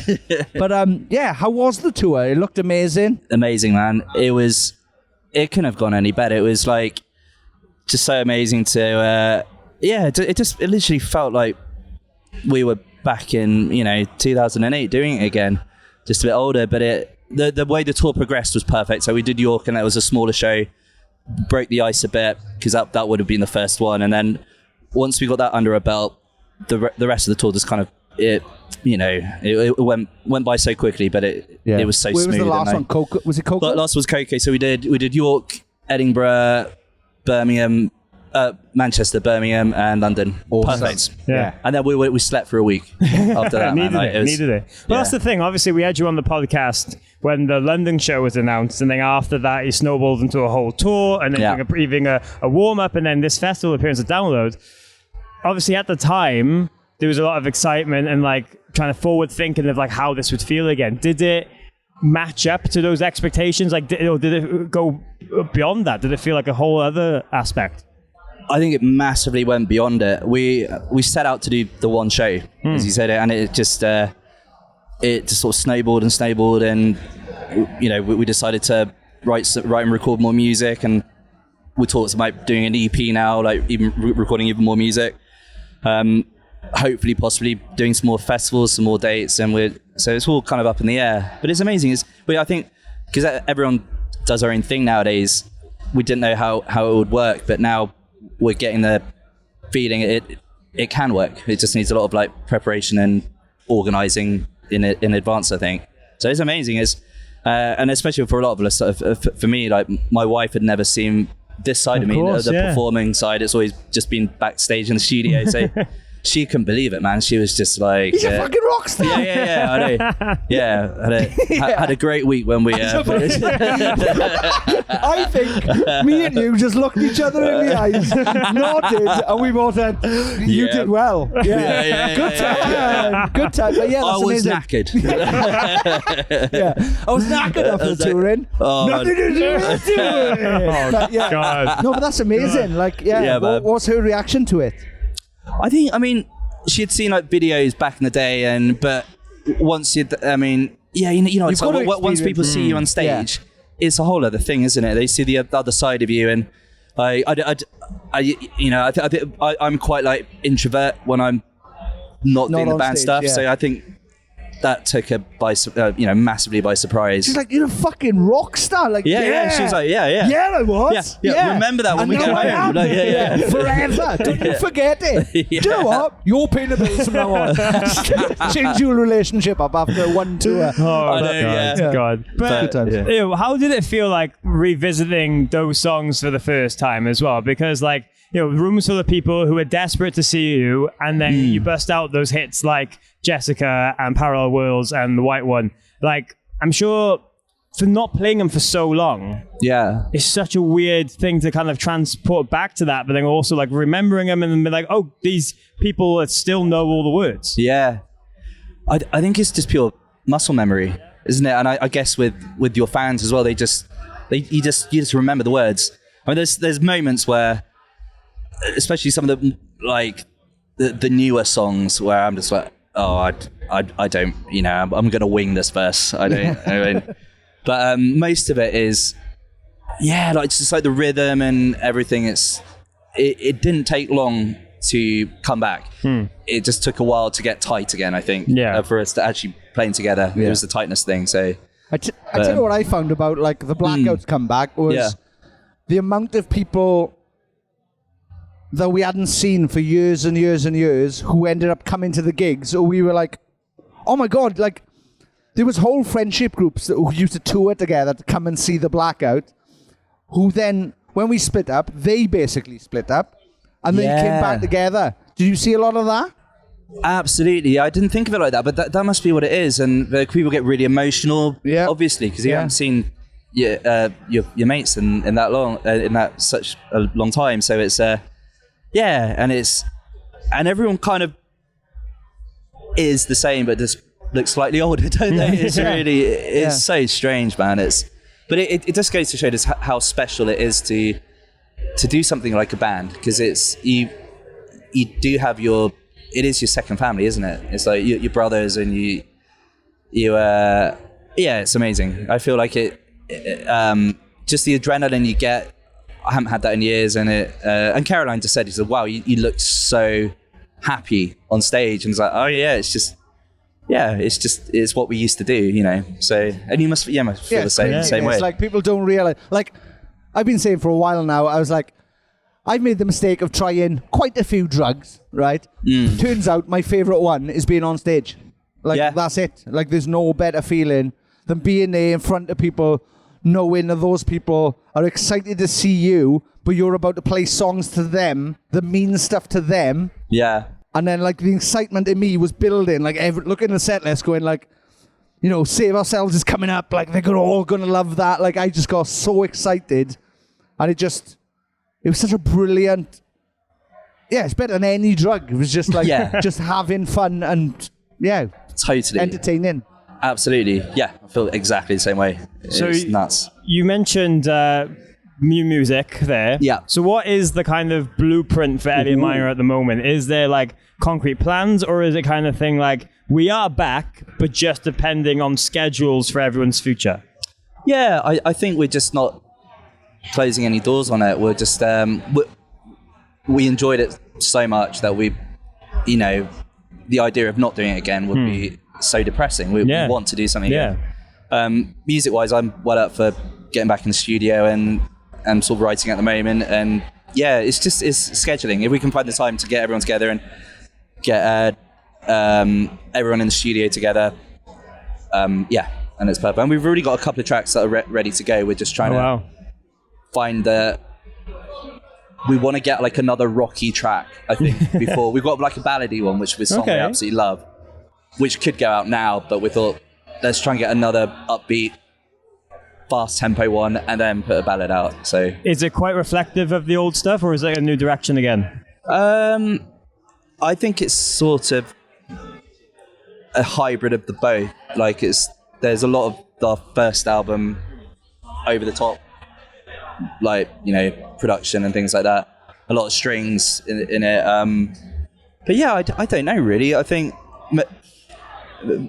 it's probably matured slightly, only slightly. Only slightly. Only slightly. Set myself up now. Yeah. Honestly. It's gone backwards. It's more immature than ever. Yeah, remember the first album? Imagine before that. That's what the new stuff with sounds babies. like. Oh god. Absolutely. But no, very, very excited to hear the new stuff. Oh, thanks, man. And, and thank you so much for. I always love chatting to you guys. Anytime, honestly, anytime. Let's try and sort some sort of the Blackout and fucking Minor shows together. I'd like that. Let's do it. I'd be up for that. Don't tease that, because there's a lot of people listening to that who'll be like, fucking what the hell? Get in touch with both of us at the Blackout on Twitter and Let's at do the it. Blackout Music. Get in touch with at Elliot Minor. demand our tour. Let's make it fucking happen because I love her. And Yeah, man, we'd be well up for that. Let's do it. Yeah, totally. Yeah. I'm very much looking forward to the set tonight. Not only to see you guys, but the fact that it's Elliot Minor into McFly. I feel like I am 10 years old again. I'm super excited. I can't wait. Yeah, I'm hoping there'll be a lot of people there for McFly. So I'm hoping it'll be a good turnout. Listen, there's going to be a full fucking tent for you. Do you think? Right? 100%, right? Having McFly on after is a bonus, right? 100% a bonus. Have you got time to learn a McFly song? Finish your set with a song they open with, or they're fucked. Yeah. You can fuck their whole setup. That's what we're opening with. It'd be great. It'd be great. Always great to see you. I'm glad we could do this in person. And let's do something soon again. Amazing. Thank you so much, man. Yeah. Thanks, guys. Sappenin. Yes! We are joined right now by Aaron of AWOL Nation and my new favourite band, Barbarians of California. That's right. How are you? Fuck AWOL Nation. Let's just make this all about the Barbarians. I'm good. It's completely up to you. I'm all for it. I fucking genuinely, absolutely love Barbarians of California. It's amazing. So I have a cute story about my first hardcore band. We'll just get right into it. Yeah, sure. I was just asked if there was one band on this festival that I'd like to play with, who would it be? And I panicked because I didn't know who was really playing, honestly, at first. And I was thinking, I know Hatebreed's playing. Yeah. And Hatebreed played with my first hardcore band when I was 17 years old. We rented out this church, and they played. They didn't have any gear. And so they borrowed my band Insurgence's, like, all our gear, all our amps and this and that. Then their first record came out, and they thanked 500,000 people in the thank yous. And I was certain I was going to see the name Insurgents in there, and they didn't thank us. Motherfuckers. So if you see Jamie, tell him I'm looking for him because what I'll say to him is, I really like your band a lot, and I would love for the Barbarians to open up for you in a full revenge. Like he owes me one, I feel like. 100%. I think they've got to supply the backline this time. So we save money. 100%. Yes. Yeah. So make a profit, just sell merch and play a show. You could all turn up in a car. That's the best story I got for you today. No, it's good. But yeah, how's things? Good. What's next for you? Good shirt. Thank you. Yeah. Thank you very much. 90s? Yeah, I think, yeah. Well, we went to Miami recently, so I was like, I needed something to like... It's a nice shirt. Yeah, thank you. Yeah. Sometimes you'll get a vintage shirt, though, and like, you wear it and the sweat of a previous owner comes out of the armpits. Oh, yeah. Then that's like, there's ways, I think you could use apple cider vinegar in the wash for that. But that's a heavy situation. Well, I'll keep that in mind. I do love a thrift store every once in a while, especially that's for all I do, yeah. And then sometimes you'll be really amped on I have a Paula Abdul shirt. Oh, nice. I'm going to wear it today. Very strong. I thought, when am I going to wear this shirt? I did wear it in a Barbarians thing, but no one really saw it. So I'm going to recycle that today for the big show. Nice. And we'll see. It's with high-waisted pants, though. So her name may get cut off. Just Paula. UL. Abdul or DUL. So Paula hopefully Ab. people know what the shirt is, because when Straight Up, her big hit, came out, changed my life. That groove is incredible. It's kind of like a hardcore groove, really, if you think about it. But how have things with Barbarians of California been? Because when we were on the podcast last, you said that you might even just do one show, film it on VHS, and put it out and maybe see how that does. But it's escalated. You've announced loads more things. You're playing loads of shows. You're doing a cruise. It's a whole thing out of this now. How has that reception been for you? That's right. I forgot that we talked before any show or any the record was released yet, right? Yeah. I think there was a couple songs out. It was a project. It's a passion project. It's kind of where I came from, as I mentioned before. Of course, I love all genres of music, but it's scratching an itch that I can't quite get, with other music. Not that I like it more or less or anything. It's just. I guess the golf reference would be, you don't want to always have a 7-iron or a sand wedge. Sometimes you want to blast your drive into oblivion, you know, and if it hits a tree, who cares? So, this guy's, I don't think I'm being that funny, but I know I am funny, but no, you are. You're kind of an easy audience right now, so you're impressing me with myself, actually. But anyways, does it go for it? We put it out. We put it out, and look, I mean, before the first show, I was really scared that people were gonna not care, you know, and the show would be perceived, I don't know, like another show, and maybe people would just have their phones out filming the AWOL guy, you know, who has that one big song or whatever, and like, what is this? But it felt appropriate, and there was a big sing-along for, we opened up with Where Are the Punks, and the MFer line that happens there, for anyone who's heard it, the whole place sang along. And then there was a guy did a front flip. I'm like, okay, let's make a new record now. Yeah. Was the front flip after the happiness of hearing everybody shout "motherfucker"?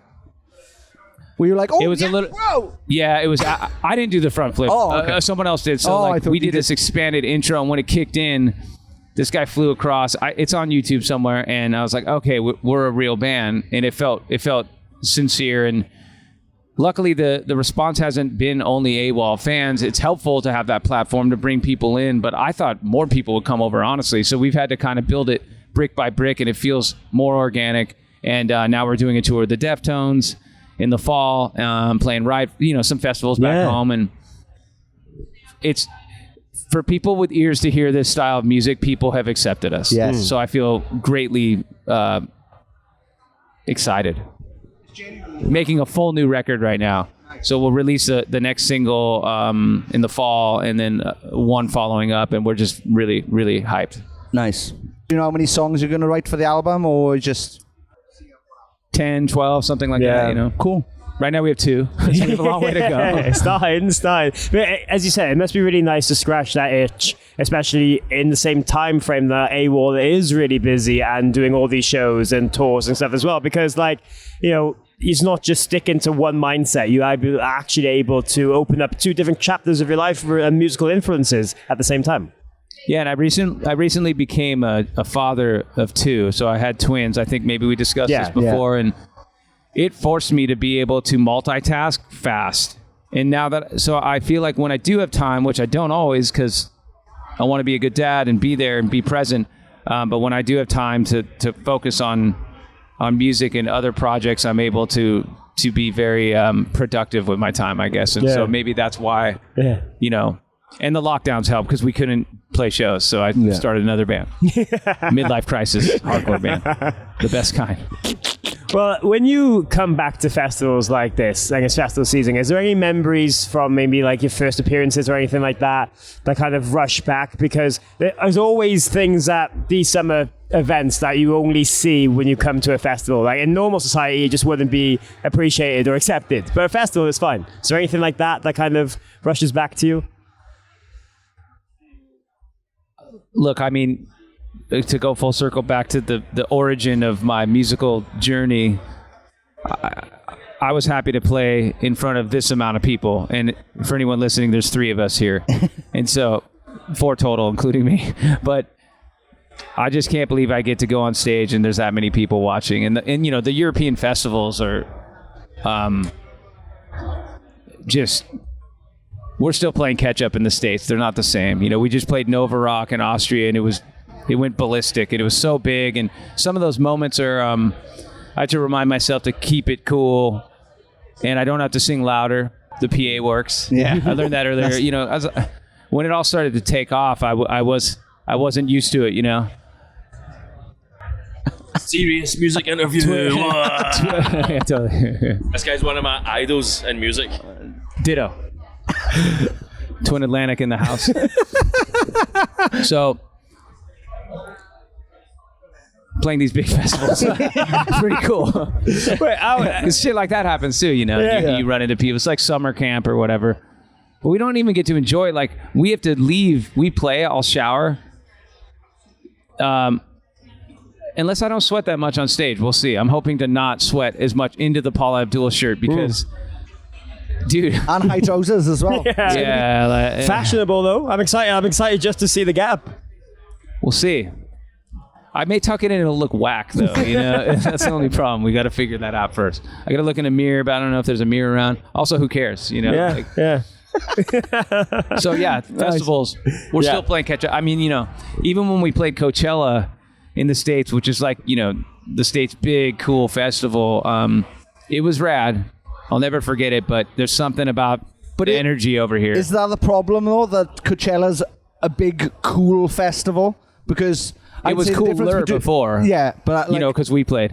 But like, you know, because the cool kids go to the Coachella, whereas Download is basically, how do I say this without offending everybody who listens? We're all fucking misfits. Like Download feels actual like, misfits though, not the hipster misfit that you know. And I don't know. I rolled in and I saw a lot of black T-shirts, and I thought, okay, we're gonna play our heavier set. And I feel more comfortable in that. And I feel very lucky that AWOL's been able to kind of chameleon into different stuff. Like, we've played Coachella. We played with Radiohead and Bon Iver, if that's how I say it. Refused played that year, so that was pretty cool. Oh, nice. But we also will play with Hatebreed. Or, you know, we played 2 festivals years ago with Metallica and Slayer. Oh. So we sound kind of wimpy, obviously, compared to them, but we lean into it. And so I had to start a hardcore band. Yeah. Nice. I love it, man. So I love everything. When can we expect Barbarians of California over here? Ooh. Good question. It's expensive to get over here, you know. So if Hatebreed lets us use our gear, their gear, I mean, and their private jet, we could get over here. Jamie's got a private jet. I've seen it. Is that true? Yeah. 100%. Yeah. Well, we'll get all that even information more. I'm to him. coming after him even more. This is the 3rd time I've mentioned him today. So tell him I'm coming for him. We will. But dude, honestly, so nice to see you. What if he takes it wrong and they jump me and they want to fight me? That'd be a cool story too. Yeah, post-show. It would be better post-show rather than... Or pre, because I'd be bleeding on the Paul Abdul shirt. Yeah, but... So I'd assume they'd win. Yeah, but in that though, we're thinking... We're hoping that Hatebreed don't do much damage. Right. Like, you know, they scuff you up and that'll look cool, bit of blood on the shirt. Nice. Yeah. I'll fit in. Can you trust them to stop? That's, you know, once they start beating you up. Yeah. Can you trust them to stop? They would know what time we go on stage. Yeah. In this. Yes. If you do it just before, if you get in his face just before they are set, he can give you a couple of slaps and then run off to his... I think he's on stage now. Is he? I think so. Maybe. We should all run up now. At 1. Just attack. I don't know. There's no context. Just run up here now and attack. Yeah. That's 3 jump Jamie Jasta now. But that first Hatebreed record was really good. Yeah. You know, it was impressive because I remember even as a hardcore kid wanting more breakdowns from bands, you know, just kind of simple pop breakdowns. And they did that very well. And they continue to, of course. But that record was a breath of fresh air. Very much so. Awesome. Yeah. But dude, thank you so much for taking the time. No Lovely problem. to see you. And I'm excited for the set. Thank you. See you later. Thank you. Thanks, man. Sappenin Podcast! Sappenin. Yes! Joining us right now is metal legend. Absolute legend. Who? Where? Morgan Richard. No, the wonderful Danny Filth. How are you? I'm very well, thank you. A bit tired. Yeah. It's been the end of we've only been out for a week and a half, but it's felt like a month. We were out 6 weeks before, and that was a breeze. This last week has been crazy, and obviously had the gig yesterday. Yeah. Proposed to my other half. Congratulations. And on top of all that, did a DJ set in the middle of the night. Nice. How was that? That was good fun. What was your biggest song that you played? Gay bar. Nice. Oh yeah, you ended with that. Yeah, you ended with that, and it went off. So nice. It did. Yeah, but Nice. people weren't expecting that. But yeah, nice. Yeah. Nice. It was a good download experience so far with all those mixed into one. Oh, absolutely. Yeah. It was definitely a day. Yes, it was A certainly day. I can 24 imagine. hours. Yeah. But yeah, nice. So yeah, how was the show for you yesterday? Hot in many respects. It was packed. We had some illicit fire. I say illicit because it turned up like 10 minutes before. Or the guy operating it did. So we had no safety precautions, no safety words, no triggers, nothing. It was just there in front of us. And I was convinced I was on fire at one point. So I actually went to my monitor engineer and said, "Am I on fire?" And he was like, "Stop, drop and roll! Stop, drop and roll!" But yeah, nice. But I liked it. I was like the danger. It was good. Yeah, it was good. Desanitized.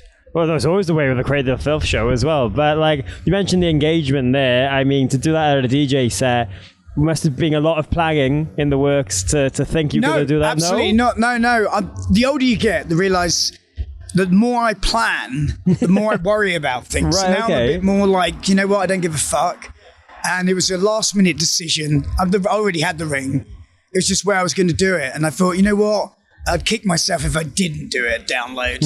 I didn't even tell the band until we were in the dressing room. My guitar tech knew because he was the ring bearer. And yeah, that was about it, really. My mum didn't even know about it. I had to tell her quickly. Shit. Sorry, I forgot. And she was there at side stage as well. So nice. Oh, wow. How did she react when you told her? My mum? Yeah. Oh, she died out of sheer embarrassment. No, she was fine with it. It's good. I think she's okay with it. Good. Well, yeah. Download's always been a place that is being cemented with you guys anyway, but now it's even more special. Yeah, absolutely. Well, that's good. It like ticks another box. I remember back in, I think it was 2004. I can't remember when we played it. On the main stage, I had my daughter, and she was only about this high. She'd just been hanging out with Keith Flint, actually, because she had all these braids in her hair. And he was like, "Oh my God, you're so cute." I was hanging out with her.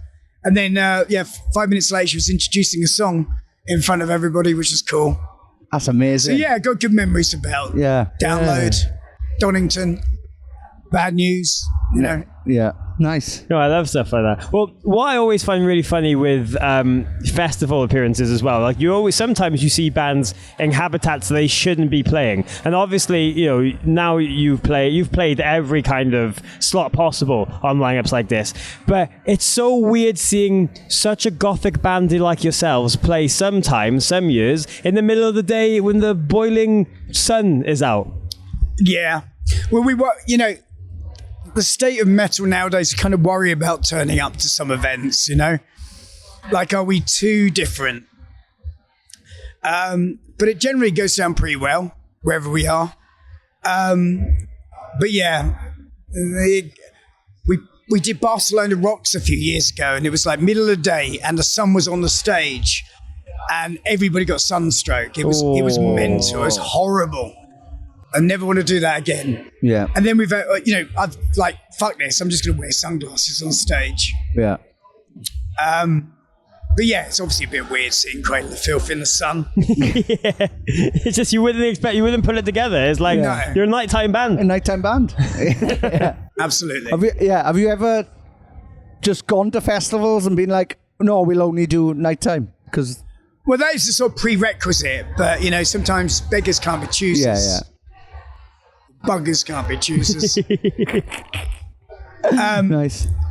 Yeah, generally, the best time to play actually is dusk, I think. You know, when the sun's going down? Yeah. We did it in Poland it was the first of this little run, and it was amazing.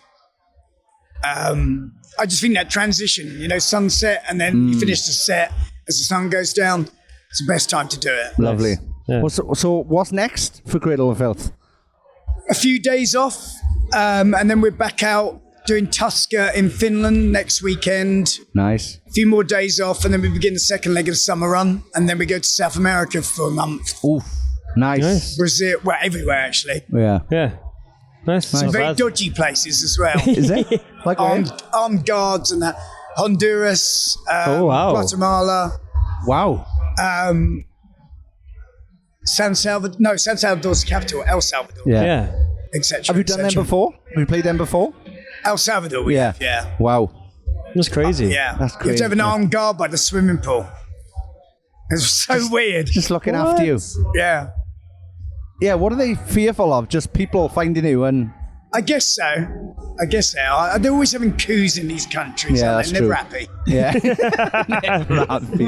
Bloody miserable countries. I do. I love South America. Me and my partner, we went on holiday to Brazil last year, and it was just a mental. she did manage to break a leg in the middle of the jungle. What? We had a house in the jungle for half of it, and a house on an island, and then a house on the sea, literally on the sea. Yeah. We had a canoe too. But we went into the jungle. She went to see yet another waterfall, and God punished her for it by breaking her ankle. Ouch. But fair play to her. Instead of going straight to the hospital, she decided we'd go back to our house in the other jungle to get her clothes so we could go out after the hospital. Fair play. Trooper. In agony. Ouch. With a loose leg. Yeah. With a loose leg. Like, I was going to say, how would you have got out? 'Cause, I instantly thought, if she's broken a leg in a jungle, how would you get out? Well, I was filming her crawling out. It was Instagram gold. What else could I do? It's all about content nowadays. I mean, I know she was in extreme pain, but I'd love to help you. Once Think in a while. of the views, love. Exactly. Think of the views. Exactly. You know the score. Perfect. Well, Danny, before we let you go, and I'm sorry, I know you're probably fed up with this question by now, but everyone always wants an update, and we'd get bombarded with things if I didn't ask you. What's happening with this Ed Sheeran collaboration? It's going to be on the new album. It is? Yeah, we had to circumnavigate things that he was doing. Okay. And being one of the biggest artists in the world, you don't argue with his management when they say. We've got a bit of a trade embargo going on because, Ed's done this album and then he's going off on doing this. So we come to agreement that we're going to put it on our next record. Nice. It's coming. Finally, it's coming. What's the vibe? Is he screaming? Does Ed do any screaming on it? He goes for it. Does he? Yeah, he doesn't scream, but he goes for it. I mean, Nice. probably the most he's ever gone for it. It's really catchy. It does sound like Ed Sheeran. We wanted to give it, there's no point in having him on the record. Who's this? He plays acoustic guitar, but it's got blast beat in it. It's it's full on. Yeah. Well, how did that happen? Did you approach him or did he approach you? It's a bit of both, really. He's a kind of neighbour of mine. He's a Suffolk lad. And it was funny because he related a story about being invited to our studio to do some studio work. And he's, when they do the work experience. Yeah. But the guy at the studio had lied and said that we were recording an album there. We were just rehearsing. So when he found out, it got kind of cancelled. And he went to work for Ipswich Borough Council, which he said, and I quote, "I fucking hated it." And he said that he thinks that was the kickstart of his career because he went, "I'm never having a job like this again." So I was like, cool. Where do you want write the check out to? Yeah. I'm convinced if he'd come along to the studio we were working in, he would have just given up on music. Like, fuck that. We're not doing this shit. Or he'd be the biggest metalhead in the world. Yeah. Oh, he was a fan. I mean, he yeah. turned up to the session wearing an amphetamine hoodie. Nice. On his own. He had no knowledge that, I wasn't going to bring my mum, my aunt, my sister. And, and he just came in his wife's car, totally incognito, guitar on his back, cradle hoodie, spent the whole day with us, went to the pub afterwards. Class. Nice. He seems like a good egg. Yeah. Everybody I know who's met him loves him. Yeah, he was great. Yeah. Really, really cool. Nice. Well, I'm glad it's actually coming. I'm glad. A lot of people have been asking you for that for years, so I'm glad. Have you already got a video concept for it? Are you going to do a video? You've got to do a video. Surely. Well, we're going to try and talk him into it. It's not part of the deal. But he'll do it, man. The closer it gets to it, I'm sure it'll happen. Oh, wow. Well, yes. Danny, thank you so much for taking the time. Absolutely pleasure to meet you. We'd love to do one of these with you again in the future. Telefunken. Brand new. They're giving us just for festival season to use. So great. Right, people listening to this now are going to think this is a product placement that we've asked you to ask because we've only had these lately and the new one we have to She gives that 20 quid later, yeah? Yeah. No, we didn't. Nice. Yes, these Telefunken. They are rather amazing. You have a pink one. Yes. The audience can't see that. He has pink, I have purple. You have a red one. Yeah. Nice. I like the red and the purple. Yeah. Pink's a bit gay. But it suits you. Thank you. You're the first person to tell me that either. Yeah. Telefunky. Telefunky. Let's say that again. Yeah. They're German, perchance. Yes, they are. Das ist Telefunken. Telefunken. Get yours now. Das ist sehr gut. Well, there we are. Right, let's stop. For fuck's sake.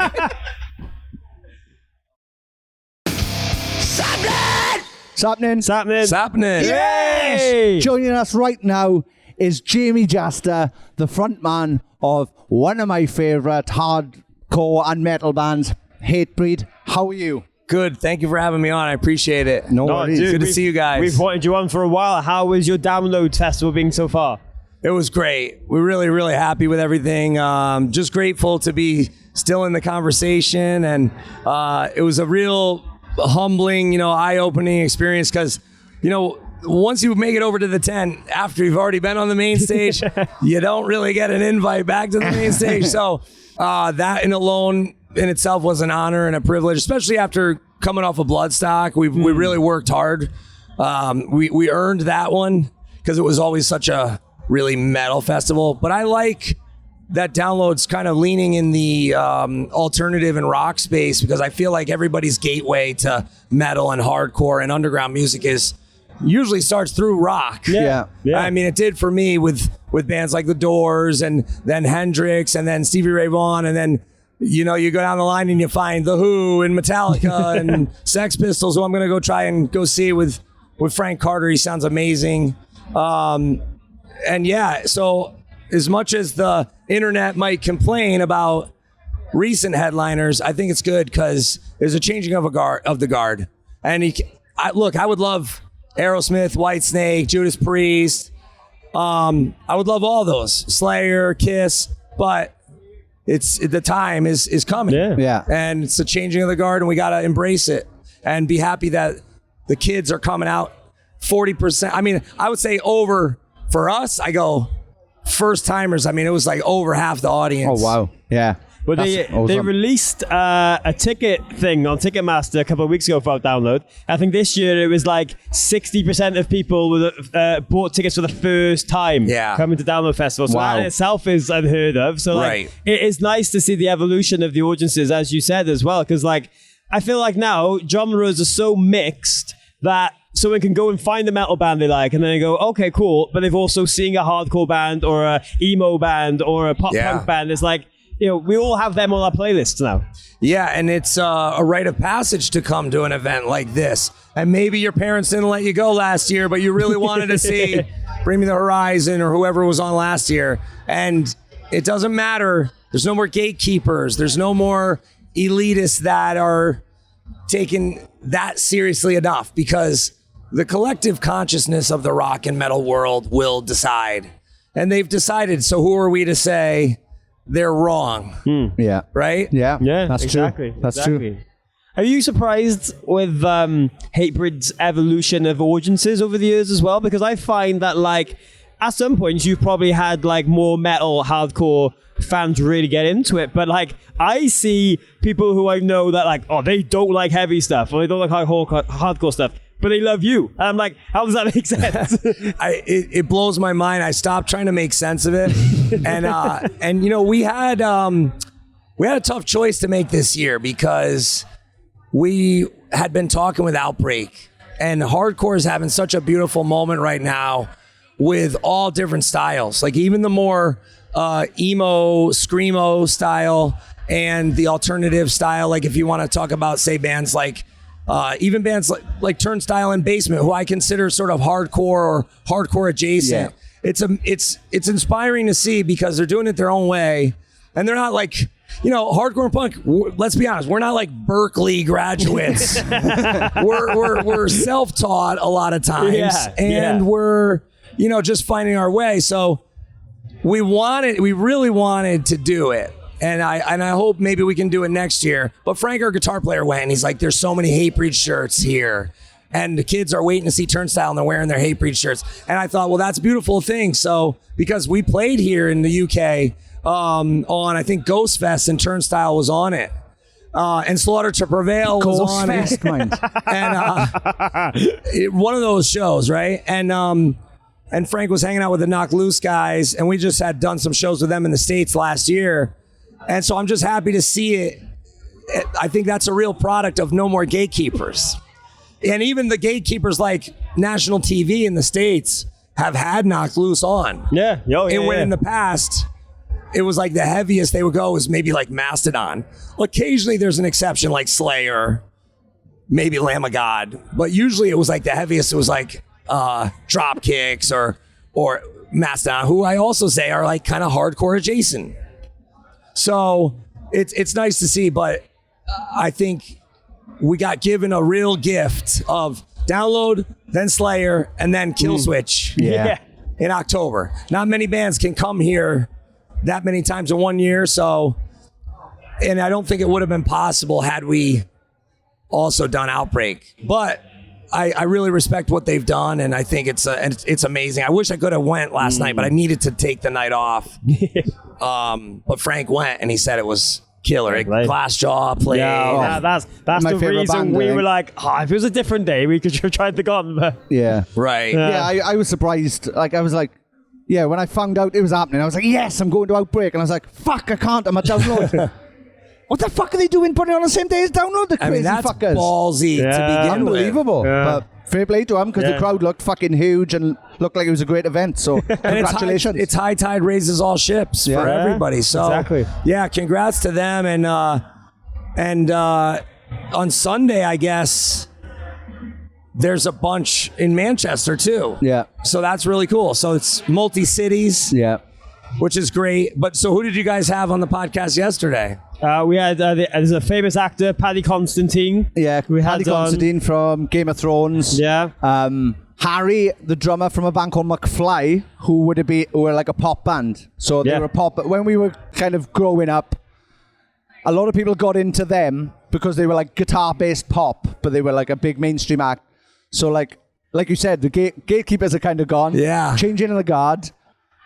Andy Coppin was like, well, there's going to be loads of 20 to 30-year-olds who found guitars because of McFly, and then McFly played. So nostalgia. Yeah, it's that's great, and it's beautiful to see, and it's just it's lovely, and it's nice that it finally happened, rather than so many, like you said, metal gatekeepers who are like, well, I just want AC/DC. Right. One day I was in Starbucks outside of the Renaissance in LA at like 6 a.m, and I was still on East Coast time, and I go down to Starbucks and I see Scott Travis in there, and I see Ian Hill, and then I see KK and Glenn Tipton, and I go, holy shit. And I had just done Headbangers Ball with them, and I had done Hatebreed did the Black Sabbath, Judas Priest, Slayer Ozfest with Bill Ward back in the band and everything. And so I go, what the fuck? And they're like, hey man, how's it going? What are you doing here? And I'm like, what are you doing here? And they go, don't tell anybody, but we're going on American Idol. And I was like, wait, what? And they're like, yeah, we're going on American Idol. And I was like, dude, you know what? Good for you. Because do you know how many fucking kids are going to be like 6 or 8 years old watching that with their parents? And and I really think it did. I really think it changed the course of like metal history. As crazy as that sounds, somebody behind the scenes was an old school Judas Priest fan and was like, this would be cool. And they did. And so I went back to the hotel. My daughter and my girlfriend were sleeping. I was like, you're not going to believe I'm just down there. And I got them, I got my daughter like a tea, and I got my girlfriend a coffee, and like, Judas Priest is going on American Idol. And after that, they started having other artists on, like Zakk Wylde went on once. One of the guys, James Durbin, who's a great vocalist, he was like a finalist on there. So I'm not a hater of mainstream attention towards rock and metal. It's like just gravy on top. Yeah, of course. That's the perfect way to look at it. Yeah. That's awesome. Dude, I wish we could talk longer, but I know you've got a very busy schedule for the rest of the day. But thank you so much for taking the time. My pleasure. Yeah, thanks for being here. And it was a lot of fun. And you saw Sergeant Slaughterlust on there. We brought him on stage. We had the fucking balls of death, the pyro. So now, all we need, I think, after this is either we go to Glastonbury. No. Headline Glastonbury. Fuck it. Why not? We did Reading and Leeds. Do you remember that? Yeah. We did it the year. Yeah. We did it the year where Axl wanted like the baby lamb, and he wouldn't go on stage. And when Queens was done, or whoever was done, they kept telling us, play longer. We're like, what are we gonna do? We've already played like 70 minutes. And they're like, Axel's not here yet, play longer. So there you go. There was a time that you would have said, Hatebreed, no way they would ever play Reading and Leeds. So... But Hatebreed at Glastonbury would be great. You think so? 100%, I think so. Especially if you put us a little later. Yeah. And then we can do the light show and the fucking... It needs to happen. Michael Eavis. Sir Michael Eavis. I know you listen to this podcast every Friday to a deadline. Get fucking Hatebreed on Glastonbury. Glastonbury goes hard. Yes. Cheers, man. Thank you so much, man. Thank you. Cheers, guys. Thank you. You're listening to Sappenin Podcast.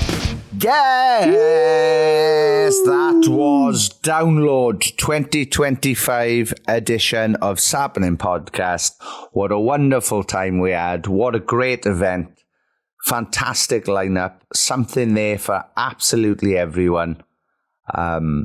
Incredible. Absolutely incredible. Congratulations to all three headliners. Green Day put on an hell of a show. Sleep Talk and put on a hell of a show. Production was absolutely amazing, and what a statement that was by them to be like, we are here, we are the fucking headliners, boosh. And then of course fucking Korn. Are you ready? Yes, the answer was John Davis, and it was fantastic. So yes, congratulations again to all the Download team for sorting out what looked like a fantastic, basically almost a week of events from Wednesday to the Sunday evening. Venga Boys was a fucking great touch as well.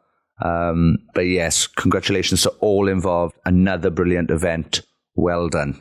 Yes, special love to Danica, Jenny, Cam, Andy Copping, the whole Download crew, the LD Communications for looking after us in that press thing when it got stupidly hot. Just everyone involved at the festival. Like, look, people online can moan about lineups and their favorite bands clashing and all that kind of stuff. But when you're there, it is the most wonderful experience just being in that field with 75,000 other people enjoying the same music you do. There's all these things going on at the same time. There's so much, there's a bit for everyone.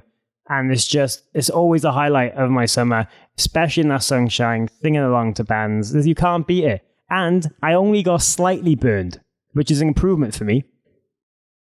Yes. You were full fucking front in the sun again, like a maniac. Bareback in it, taking on the sun like a fucking nutter. So the fact you're alive is mental. I don't know. But also, I want to give a shout out to last week's guests, Jimmy Eat World as well, because they were fucking fantastic. They played Download as well, didn't they? Yeah, they did. And I got to go and meet Zach last week as well after Cardiff show. Did. And there's a nice photo of me looking like a competition winner. So at Sappenin Pod to check that out. Yeah. Any predictions for 2026 Download? What do you want? What would you like? Aqua. I've suggested already on either Danica or Jenny's post. She said about the Venga Boys. She had any suggestions for next year? I said Aqua. Aqua would be good. Barbie Girl. In the Barbie world. Dr. Jones, calling Dr. Jones, Dr. Jones, Dr. Jones. Wake up now. Where are you? Whatever the lyric is. What? Who did Aqua do? Who did? Who did a Pizza Hut? Can take a fire chicken in the Pizza Hut. Was that? That's not them. That's that's not that. No. Oh, Aqua wouldn't lower himself. No, he wouldn't. For some reason, that came into it. I wonder who that is. At Sappenin Pod, let me know who that song is anyway. Look, festival season's so fucking stupid, but we love the fact that we get to do these kind of episodes and just have mad experiences on top of everything else. So thank you so much again to listening, for being involved, and for our Patreon to make this happen each and every week. Without them, we wouldn't be able to exist. And it's always a special touch getting to bump into others and do meet up to them at these events and just having lovely times. If you'd like to get involved, maybe help the podcast out or meet your new best friends, go and check out patreon.com/Sappenin. In the description of this and every episode, there is loads of names there that we thank. But as always, Sean's going to give a massive shout out to the elite members of our Patreon community. Yes, thank you very much to these wonderful humans and all of the humans involved on our Patreon. All names are in the description wherever you listen to this podcast now, but these are the top tiers.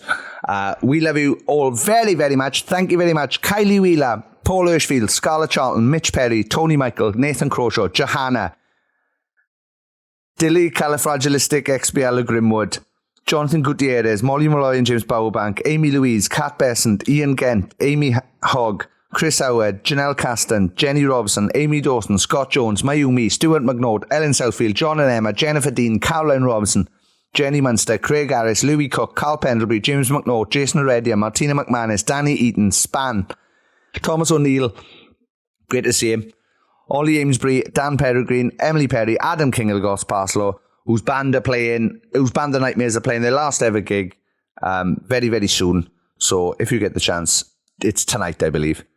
Check it out. If you listen to this on Friday, it's tonight in Newport. Please go to it. It's in the Corn Exchange. Thank you very much, Khalila Keane. Josh started running today. I didn't want to, but the ice cream van didn't stop Chris. It's one of his better ones. Thank you very much, Lambda Lee Martin, Laura Russell, Sophia Zuravska, Fraser Cummins, Kyle King of the Cloths Smith. Oh, I get it. He works at a t-shirt printing company. Nice. Nice. Connor Lewins. Last by no means least. But yes, thank you very much to all of those people and everyone who's ever been part of our Patreon. We couldn't do this without you. Thank you very, very much. Thanks again to Download. And come and see us doing live podcasts at Radar Festival the first weekend of July in Manchester. We're doing 3 live ones and they are fucking fantastic lineups. So come along. It's in the day before the event. You've got to get separate tickets. Come see us first.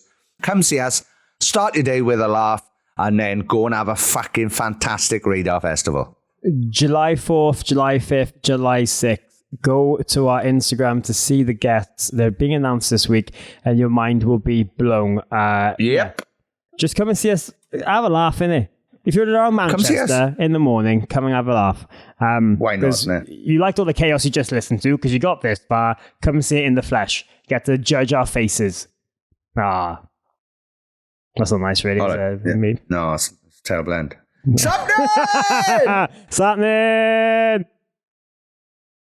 I can judge you a face. I don't want to hear nothing.